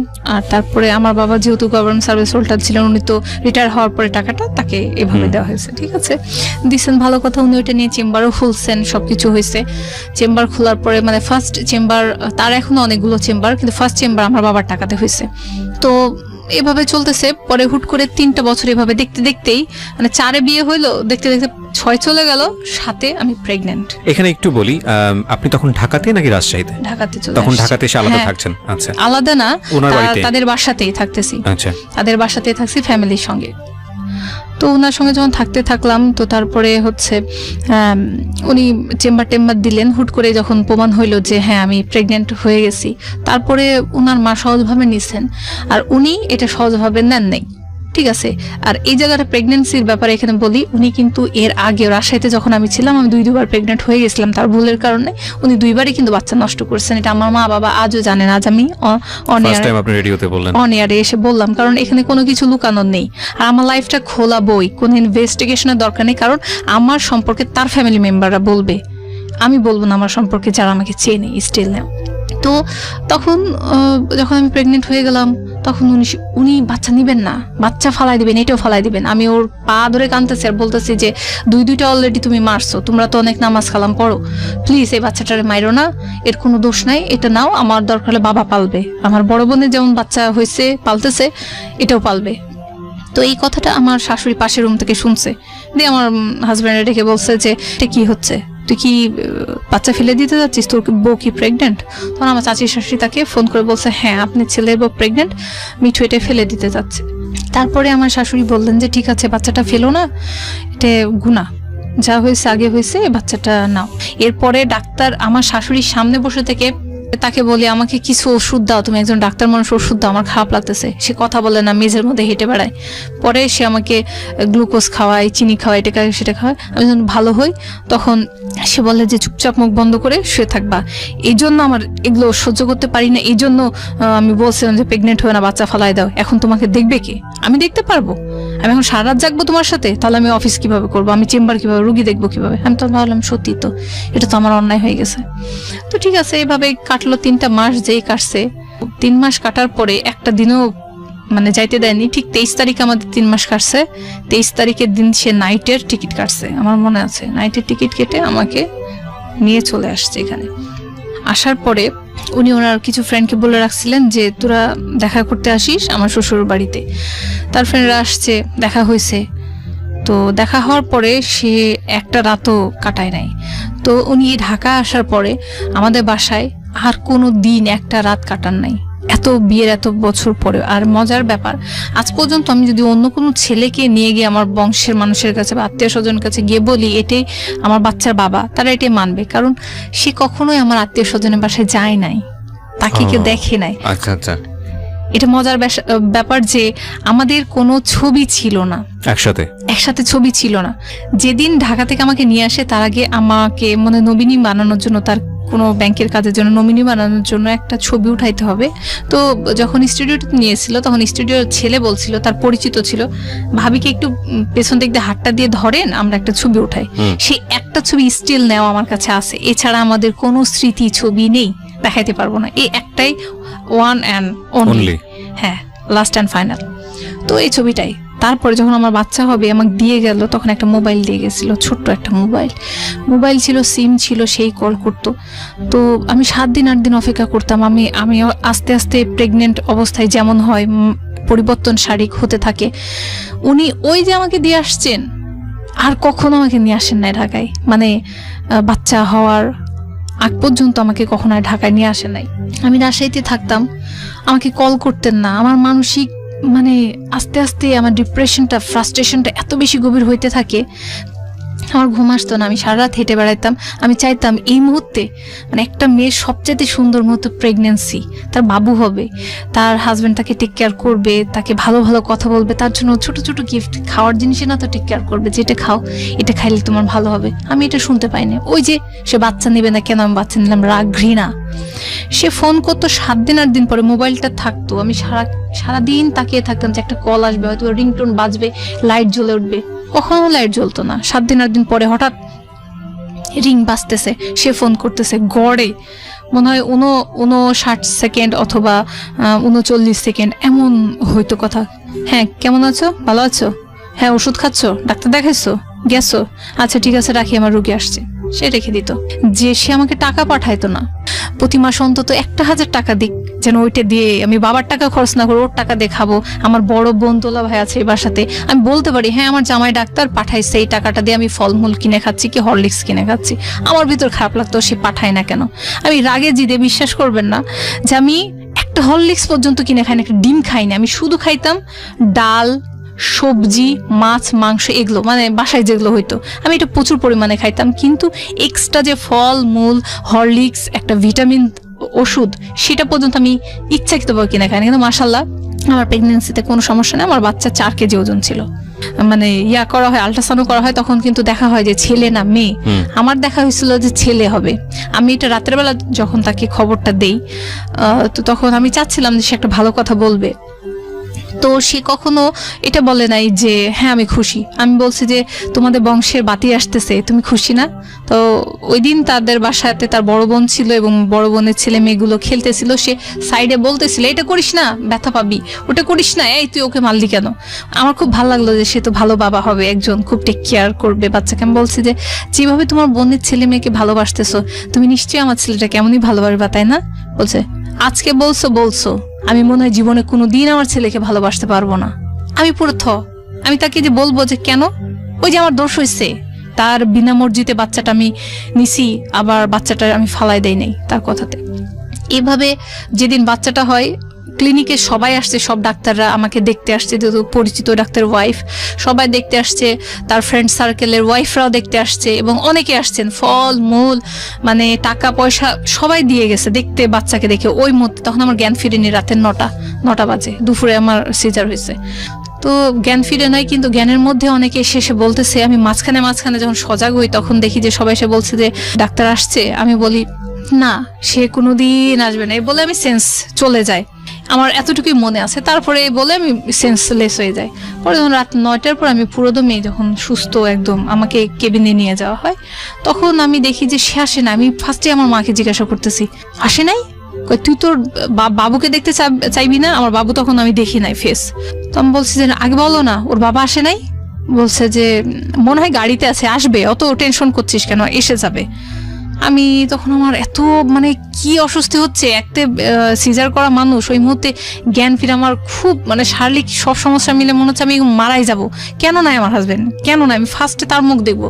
তারপরে রাতের প্রায় 10টা উনি আসছেন, এসে মানে ক্লিনিকে ঢুকছেন, উনি আমার পাশে বসতে, মনে হচ্ছে আমি সুস্থ হয়ে গেছি। পরে ওনার সাথে কথাবার্তা হয়েছে, হওয়ার পরে ওনার সাথে কথা বলছি। উনি তখন বলছে ঠিক আছে তুমি থাকো, আমি বাসায় যাই। আমি বলি প্লিজ তুমি আজকে রাত্রে কেবিনের মধ্যে 2টা সিট আছে, তুমি ওই সিটে শুইবা, আমি এখানে থাকবো, তুমি থাকো না প্লিজ, আমার ভালো লাগবে, প্লিজ তুমি থাকো। তখন সে বলতেছে যে না, উনি চলে গেছেন আমার বাসায় গিয়ে, আমাদের বাসায় গিয়ে খাওয়া দাওয়া করে উনি টিভি দেখেছেন, সারা রাত মজা করছেন, ঘুমাইছেন। আমি সকালে শুনছি উনি আর ফেরত আসেন নাই, কিন্তু আমি সারা রাত জাগনা ছিলাম যে সে আসবে। আমাকে সিডিল নামে একটা ঘুমের ওষুধ ডাক্তাররা দিয়ে, যে পেশেন্ট সারা রাত জাগলে সমস্যা হবে, আমার বাবুকে আমি খাওয়াচ্ছি, নিচ্ছি, দেখছি, আমি সারা জেগে আসছি যে সে আসবে, সে আসে না। আমাকে সিডিল দিছে, আমার ঘুম আসে নাই। তারপর সকাল হয়েছে, সে সকালবেলাতে আসছে, সকালে আমাকে দেখতে আসছে। আমি তখন কান্না করে দিচ্ছি। আমি বলছি তাহলে আজকে সারাটা দিন থাকো। কয় না না, জুম্মা সে থাকতে পারবো না। পরে সে কিছুক্ষণ আমার সাথে বসে, তার বন্ধু বান্ধবীরা সবাই আমাকে দেখতে আসছে খাবার নিয়ে, এই কেউ স্যুপ, কেউ ড্রেস, কেউ ফলমূল, অনেক কিছু নিয়ে আসছে, সবাই নিয়ে এসে দিয়ে টেয়ে গেছে। সে সবার সাথে দেখা করে চলে গেছে। আমি চাচ্ছি সে আমাকে সময় দিক। সে মাত্র 2টা দিন আমাদের রাজশাহীতে উপস্থিত ছিল। ঠিক 2 দিন পরে যখন 3 দিনের দিন আমাকে ছেড়ে দিবে, সে 2 দিনের পরে থাকবে না। তারপরে আমার বাবারা বলল যে বাবা ওকে একবার রিলিজটা নিয়ে বাসায় দিয়ে তুমি পরে চলে যেও।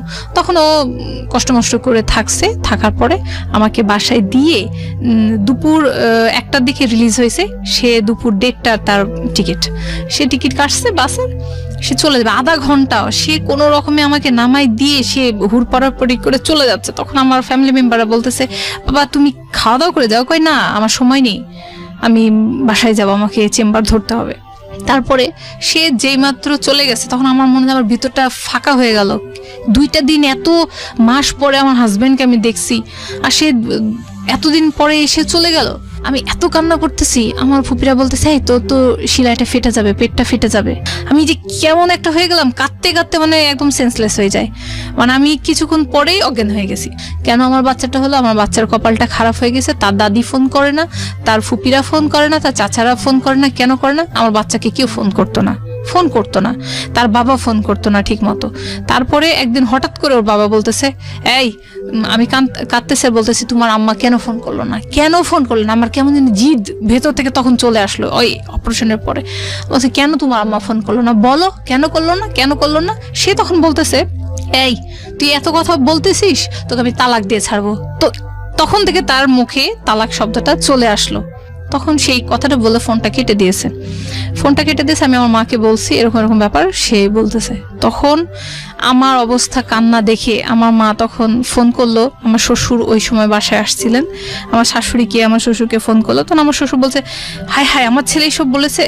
আমি কথা বলতেছি, বিয়ান আপনি এত বেশি টেনশন নেন না। তারপরে আবার এভাবে চলতে চলতে আমার বাবুর হয়ে গেল অলমোস্ট 4 মাস হয়ে গেছে। 4 মাস শেষ হয়ে গেছে।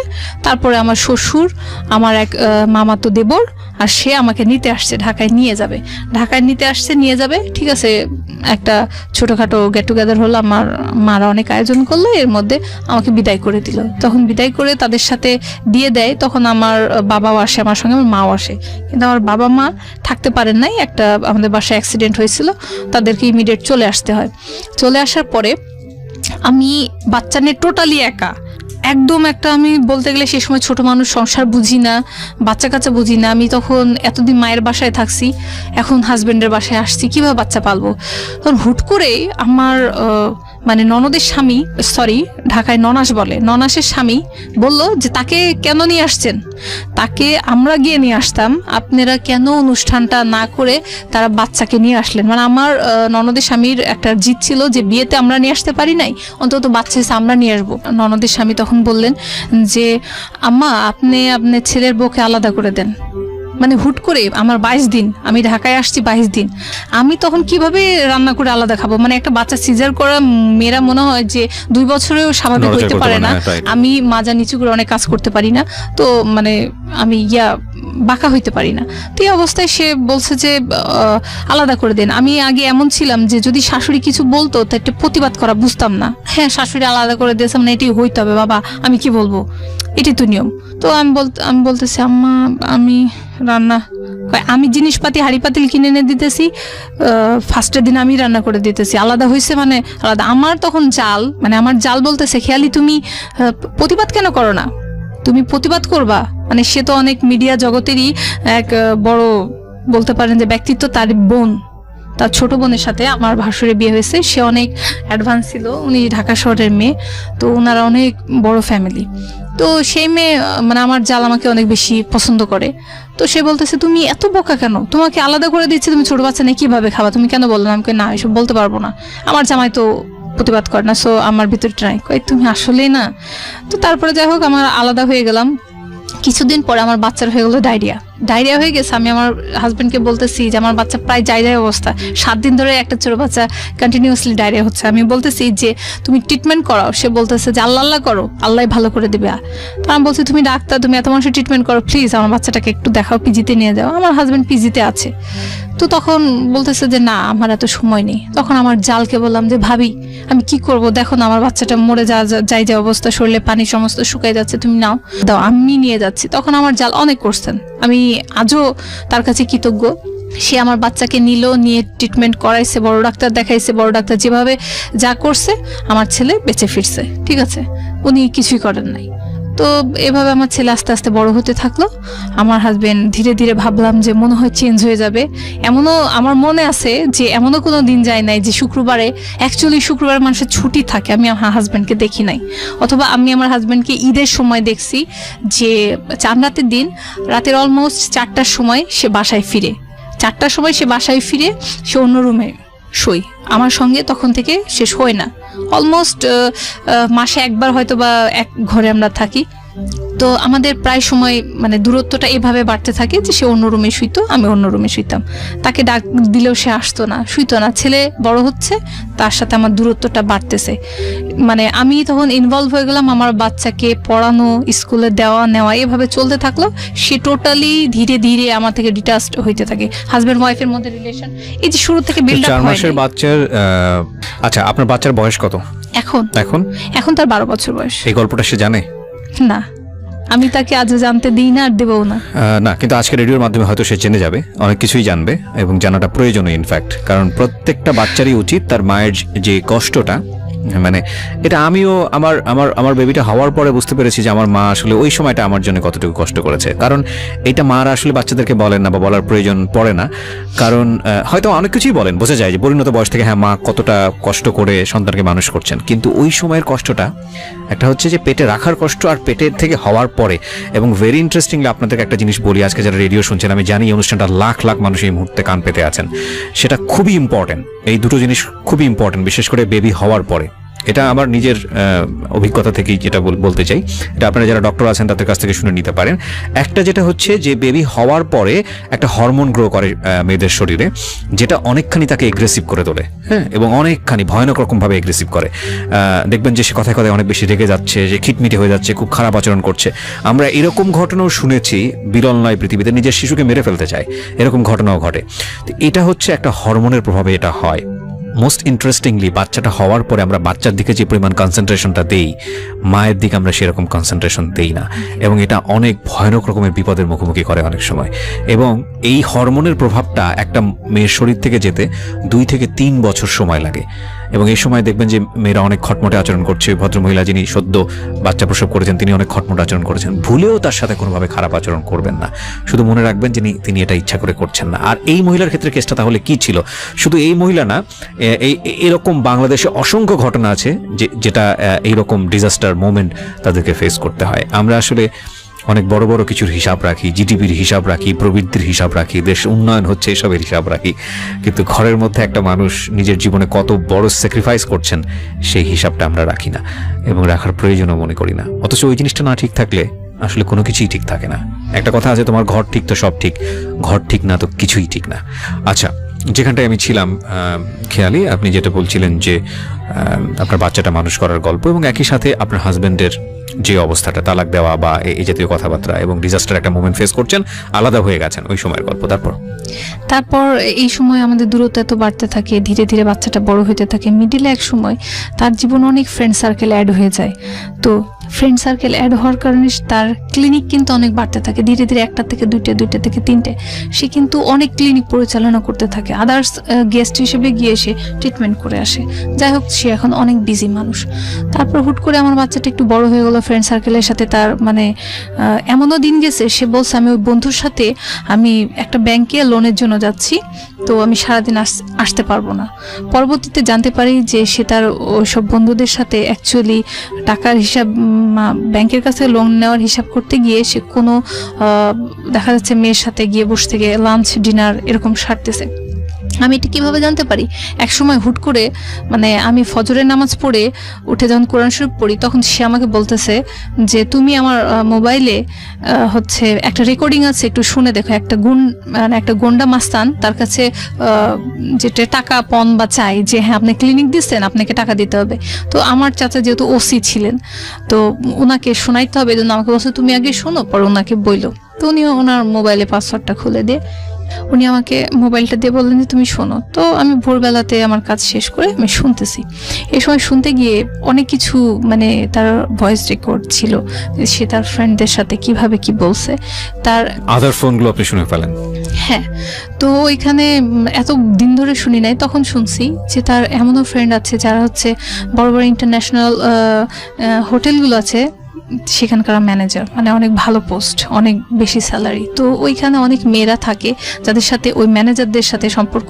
ওই ম্যানেজারগুলো 4-5 জন ম্যানেজার মিলে দেখা যাচ্ছে একটা মানে রুম বা কোয়ার্টারের মতো রেখে সেখানে মেয়েটাকে নিয়ে এসে ফিজিক্যাল করতেছে, এবং আমার হাজবেন্ড চাচ্ছে যে সেও ইনভলভ হবে মেয়েটাকে টাকা দিয়ে। তো আমি সব শুনে তাদের মানে এটা বলতে চাচ্ছি না, অনেক খারাপ কনভারসেশন 2 ফ্রেন্ডের মধ্যে ছিল। আমার হাজব্যান্ড এগুলো করছে, অলরেডি হয়ে গেছে। এটা শোনার পর ভোর রাতে মানে সকাল হয়ে গেছে, আমাদের বাসায় তখন একটা মানে লোক আসছে যেটা আমাদের পানির ট্যাঙ্কি ঠিক করবে। সে বুঝতে পারছে যে আমি তার মোবাইলে সবকিছু শুনতেছি। সে বলছে ট্যাঙ্কিতে ঠিক করতে একটা লোক আসছে, তুমি যাও। আমি যাব না। ওনার সাথে গিয়ে কথা বললাম যে হ্যাঁ ভাই আপনি নিচে তালা চাবি নিয়ে যান, ওইখানে ট্যাঙ্কি আছে, সাফ করেন। আমি চলে আসলাম, এসে দেখি সে মোবাইলে অলরেডি সবকিছু ডিলিট করে দিয়েছে। আমি তখন বলতেছি তুমি কেন ডিলিট করলা? কয় কেন দেখবি? আমি কই তুমি এখন উজু করে আসো, কোরআন শরীফে হাত দিয়ে বলবা এই মেয়েটার সাথে তুমি কোনো সম্পর্ক জড়িয়েছো কিনা বা কোনো কিছু করেছো কিনা। সে বলতেছে যে আমি কোনোদিন কসম খাবো না, এটা কসম খাইতে হয় না। আমি কই কোন হাদিসে আছে কসম খাইতে হয় না? আমি বলতেছি তুমি কসম খেয়ে সত্যি কথা বলবো। আমার শাশুড়িকে ডেকে নিয়ে আসলাম, আমার শাশুড়ি স্টিল আমার ডাইনিং টেবিলে বসা, তার পা ধরে ঠিক তার পায়ের কাছে বসে থেকে আমি কাঁদতেছি আর বলতেছি, আম্মা আপনার ছেলে কিভাবে করলো আপনি বলেন। আম্মা আমি সহ্য করতে পারতেছি না, আম্মা আপনি কিছু বলেন। আমি আমার শাশুড়ি পা ধরে কাঁদতেছি। এই মুহূর্তে সে তখন আমার শাশুড়ি মানে আমি চাচ্ছিলাম কিছু বকা দিক বা কিছু বলুক, সে একটা কথা বলছে আমার শাশুড়ি, আমার কানের মধ্যে এখনো আছে, বলতেছে পাপ কিন্তু তার বাপকেও ছাড়ে না, ও শাস্তি দুনিয়ার বুকেও পাবে আখিরাতেও পাবে, তার আখিরাতও শেষ দুনিয়াও শেষ। এই বলে উনি জাস্ট উঠে নেমে চলে গেলেন, বললেন ছি তোরা এত খারাপ, এই কথাটা বলে উনি উঠে চলে গেলেন। আমার জামাই এরপরে যখন একটু বেলা হইলো 10টা-11টা বাজলো, আমার বাচ্চাকে স্কুলে থুয়ে আসার পরে ফ্রি টাইমটাতে আমি রুমের মধ্যে সমানে কাঁদতেছি, একদম ফ্লোরের মধ্যে বসে থেকে আমি মেঝের মধ্যে কাঁদতেছি আর বলতেছি এটা কেন করলাম এটার সাথে? কয় আমার কিউরিসিটি ছিল। এই একটা ওয়ার্ড আমার লাইফে আসছে। সে ফার্স্ট কথাটা আমাকে বলছে পরনারীর সাথে আমার কিউরিসিটি ছিল যে আমি রিলেশন করব। Fine, I got your point. তারপরে এখানে গন্ডগোলটা হলো, আমাকে বাপের বাড়ি পাঠাই দিল। তারপর সে 1 তালাক দিয়ে দিয়েছে, কাগজ কলমে পাঠাই দিয়েছে রাজশাহীতে। আমি তার বাসাতে চলে আসছি। তারপর হুট করে আমার বাবা ফোন করে বলছে যে আমাদের হাতে একটা কাগজ আছে, এরকম কোর্ট থেকে আসছে, নিব কি? আমি বলছি কিসের কাগজ? বলছে তোর নামে পাঠাইছে। পরে বলছে যে এটা কি আমরা অ্যাকসেপ্ট করব? আমি বলছি করো। তারপর আমার মা অ্যাকসেপ্ট করেছে, তখন দেখতেছে যে সে আমাকে 1 তালাক দিয়ে দিয়েছে। আমি তো বাসায় বসে থেকে কান্নাকাটি আমি নিজেকে ধরে রাখতে পারছি না। আমার দেবরকে বললাম, আমার শাশুড়িকে বললাম, তারা আমার দেবর আমাকে সান্ত্বনা দিয়েছে, বলছে ভাবে এটা কি বলছেন, এটা হতে পারে না। আমি বলছি আমার মা বাবার হাতে কাগজটা স্টিল আছে। বলছে না না এটা না। আমার শাশুড়ি বলছে কিরে তুই কি কোনো কাগজ পাঠিয়েছিস তালাকে? সে বলছে হ্যাঁ। কেন পাঠাইলি, কি করলি? সে কোনো উত্তর দেয় না, সে খামোশ তো খামোশই। এর ঠিক 1 বছর পরে যেটা আমার জীবনে আসলো, ঠিক 1 বছর পরে আমাদের মধ্যে একটা গন্ডগোল হয়। গন্ডগোলটা কেমন? সে ফেসবুক চালায়, তখন ফেসবুক অলরেডি হয়ে গেছে। ফেসবুক চালায়, তখন তার ফেসবুক আমি চালাইতাম, ফেসবুক তার চালাইতাম। সে পছন্দ করতো না, সে বলতো যে তুই একটা ফেসবুক খুলে নে। আমি তখন একটা ফেসবুক আমার বোনকে দিয়ে, আমি এসব খোলা জানি না, খুলে দিয়েছে, আমি ফেসবুক চালাইতাম। হুট করেই কিছুদিন পরে সে এসে বলে হ্যাঁ তোর পাসওয়ার্ডটা দে। তারা আমি পাসওয়ার্ডটা তাকে দিয়েছি, সে দেখেছে আমরা সে জায়গাতে সিঙ্গেল ছিল। আমি তো বুঝি না সিঙ্গেল ম্যারেড লিখতে হয় কি হয় না, কেউ জিজ্ঞেস করলে কারোর সাথে কথা কিভাবে বলতে হয় কি বলতে হয় না আমি জানি না। তারপরে সে এই গন্ডগোল করে আমার মা বাবাকে ডাকে, হ্যাঁ আপনার মেয়ে খারাপ, আপনার মেয়ে বিবাহিত হয়ে 1 বাচ্চার মা হয়ে কিভাবে ওখানে সিঙ্গেল বলে সবাইকে। তখন বলছে বাবা এটা তো একটা ছোট একটা ম্যাটার, এই নিয়ে তো গন্ডগোল করা যায় না। কয় হ্যাঁ আপনার মেয়ের চরিত্র ভালো না। আমি তখন তবা করলাম ভাই আর ফেসবুক চালাবো না। ঠিক আছে ভালো কথা, ফেসবুক চালায় না, বন্ধ। সে আমাকে সুন্দর করে মানে সম্পর্ক সুন্দর হওয়ার মাঝেই আমি রাজশাহীতে আছি, হুট করে একটা তালাক পাঠায় দেয়, আরেকটা তালাক। তখন এটা পরের বছরের ঘটনা, এটা নতুন করে 1 তালাক হয়। আমি তারপর বলছি কেন তুমি আমাকে তালাক পাঠাইলা? তখন সে বলে যে দরকার ছিল। তারপর আমি তার বাসায় আবার আসি। বাসায় আসার পরে তখন আমাদের মধ্যে শেষের দিকে রিলেশনটা এমন হয়, ফেসবুকের মানে এইসব নিয়ে রিলেশনটা এমন হয়, সে শেষমেশ আমাকে বলতো আমি তোর খারাপ ভিডিও বানাবো, এটা তুই আমাকে বানাইতে দিবি। আমি কই তোমার আমি বাচ্চার মা, তোমার সাথে এতগুলো সংসার কাটাইছি, তুমি ভিডিও কেন বানাবা? আমার দরকার আছে, আমি রাখবো। সে আমার ভিডিও বানাইতে চাই। তারপরে আমি যখন বললাম যে আমি বুঝতেছি না হ্যাঁ বলবো কি না বলবো, আমি আমার মাকে বললাম যে আমি কি করব। বলছে খবরদার তুই এটা রাজি হোস না। সে কি করবে বুঝতেছি না। মানে আমার মা তখন বলতেছে যে তার কোনো কথায় সায় দিস না, হয়তো সে একটা বড় রকমের প্ল্যান করতেছে, সায় দিস না। আমি তখন তার কথায় সায় দিই না। সে আমাকে বলছে যে ঠিক আছে তুই যদি আমাকে ভিডিও বানাইতে না দিস তাহলে আমি তোকে প্যাথেডিন দিয়ে আমার ক্লিনিকের পোলাদের দিয়ে ধরিয়ে অন্যরা ভিডিও করবো, অন্যকে দিয়ে তোর ভিডিও উঠাবো। তখন আমি প্যাথেডিন মানে কি তাও বুঝি না। মানে তখন আমি বুঝলাম যে কিছু একটা করতে চাচ্ছে। তখন আমার বাবাকে ডাক দিলাম, সে আমার বাবাকে ডাক দিয়ে নিয়ে আসাইলো। আমার বাবা এক জায়গায় কাজে গেছে ফরিদপুরে, তাকে ডাক দিল যে আসেন। আমার বাবা আসছে, আসার পরে বলতেছে যে আপনার মেয়েকে নিয়ে আপনি চলে যান, আমার বাচ্চাকে আমি দিব না, আমি এখানে রাখবো, আপনার মেয়েকে নিয়ে চলে যান, আপনার মেয়ে আমার কথা শোনে না।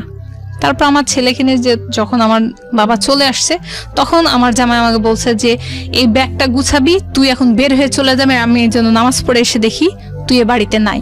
এটাকে তাড়ানো বলে, কারণ সে নিজে হাতে ব্যাগ গুছাই দিয়েছে, সে নিজে হাতে খেদাই দিয়েছে। এখন সে কিছুক্ষণ পরে পুলিশ কেস করে, মানে আমাদের চলে আসার পরে দুপুরের দিক দিয়ে পুলিশ কেস করে, বলছে যে এরকম জিডি করাইছে যে আমার ছেলেকে নিয়ে আমার শ্বশুর ভেগে গেছে। সাথে সাথে আমার বাবাকে ফোন আসে, তখন বলতেছে যে না এটা সম্ভব না, সে নিয়ে আসতে বলছে, সে গ্যাঞ্জাম করছে, আমি নিয়ে চলে আসছি, এটা আমাদের ছেলেকে আমরা চুরি করবো না।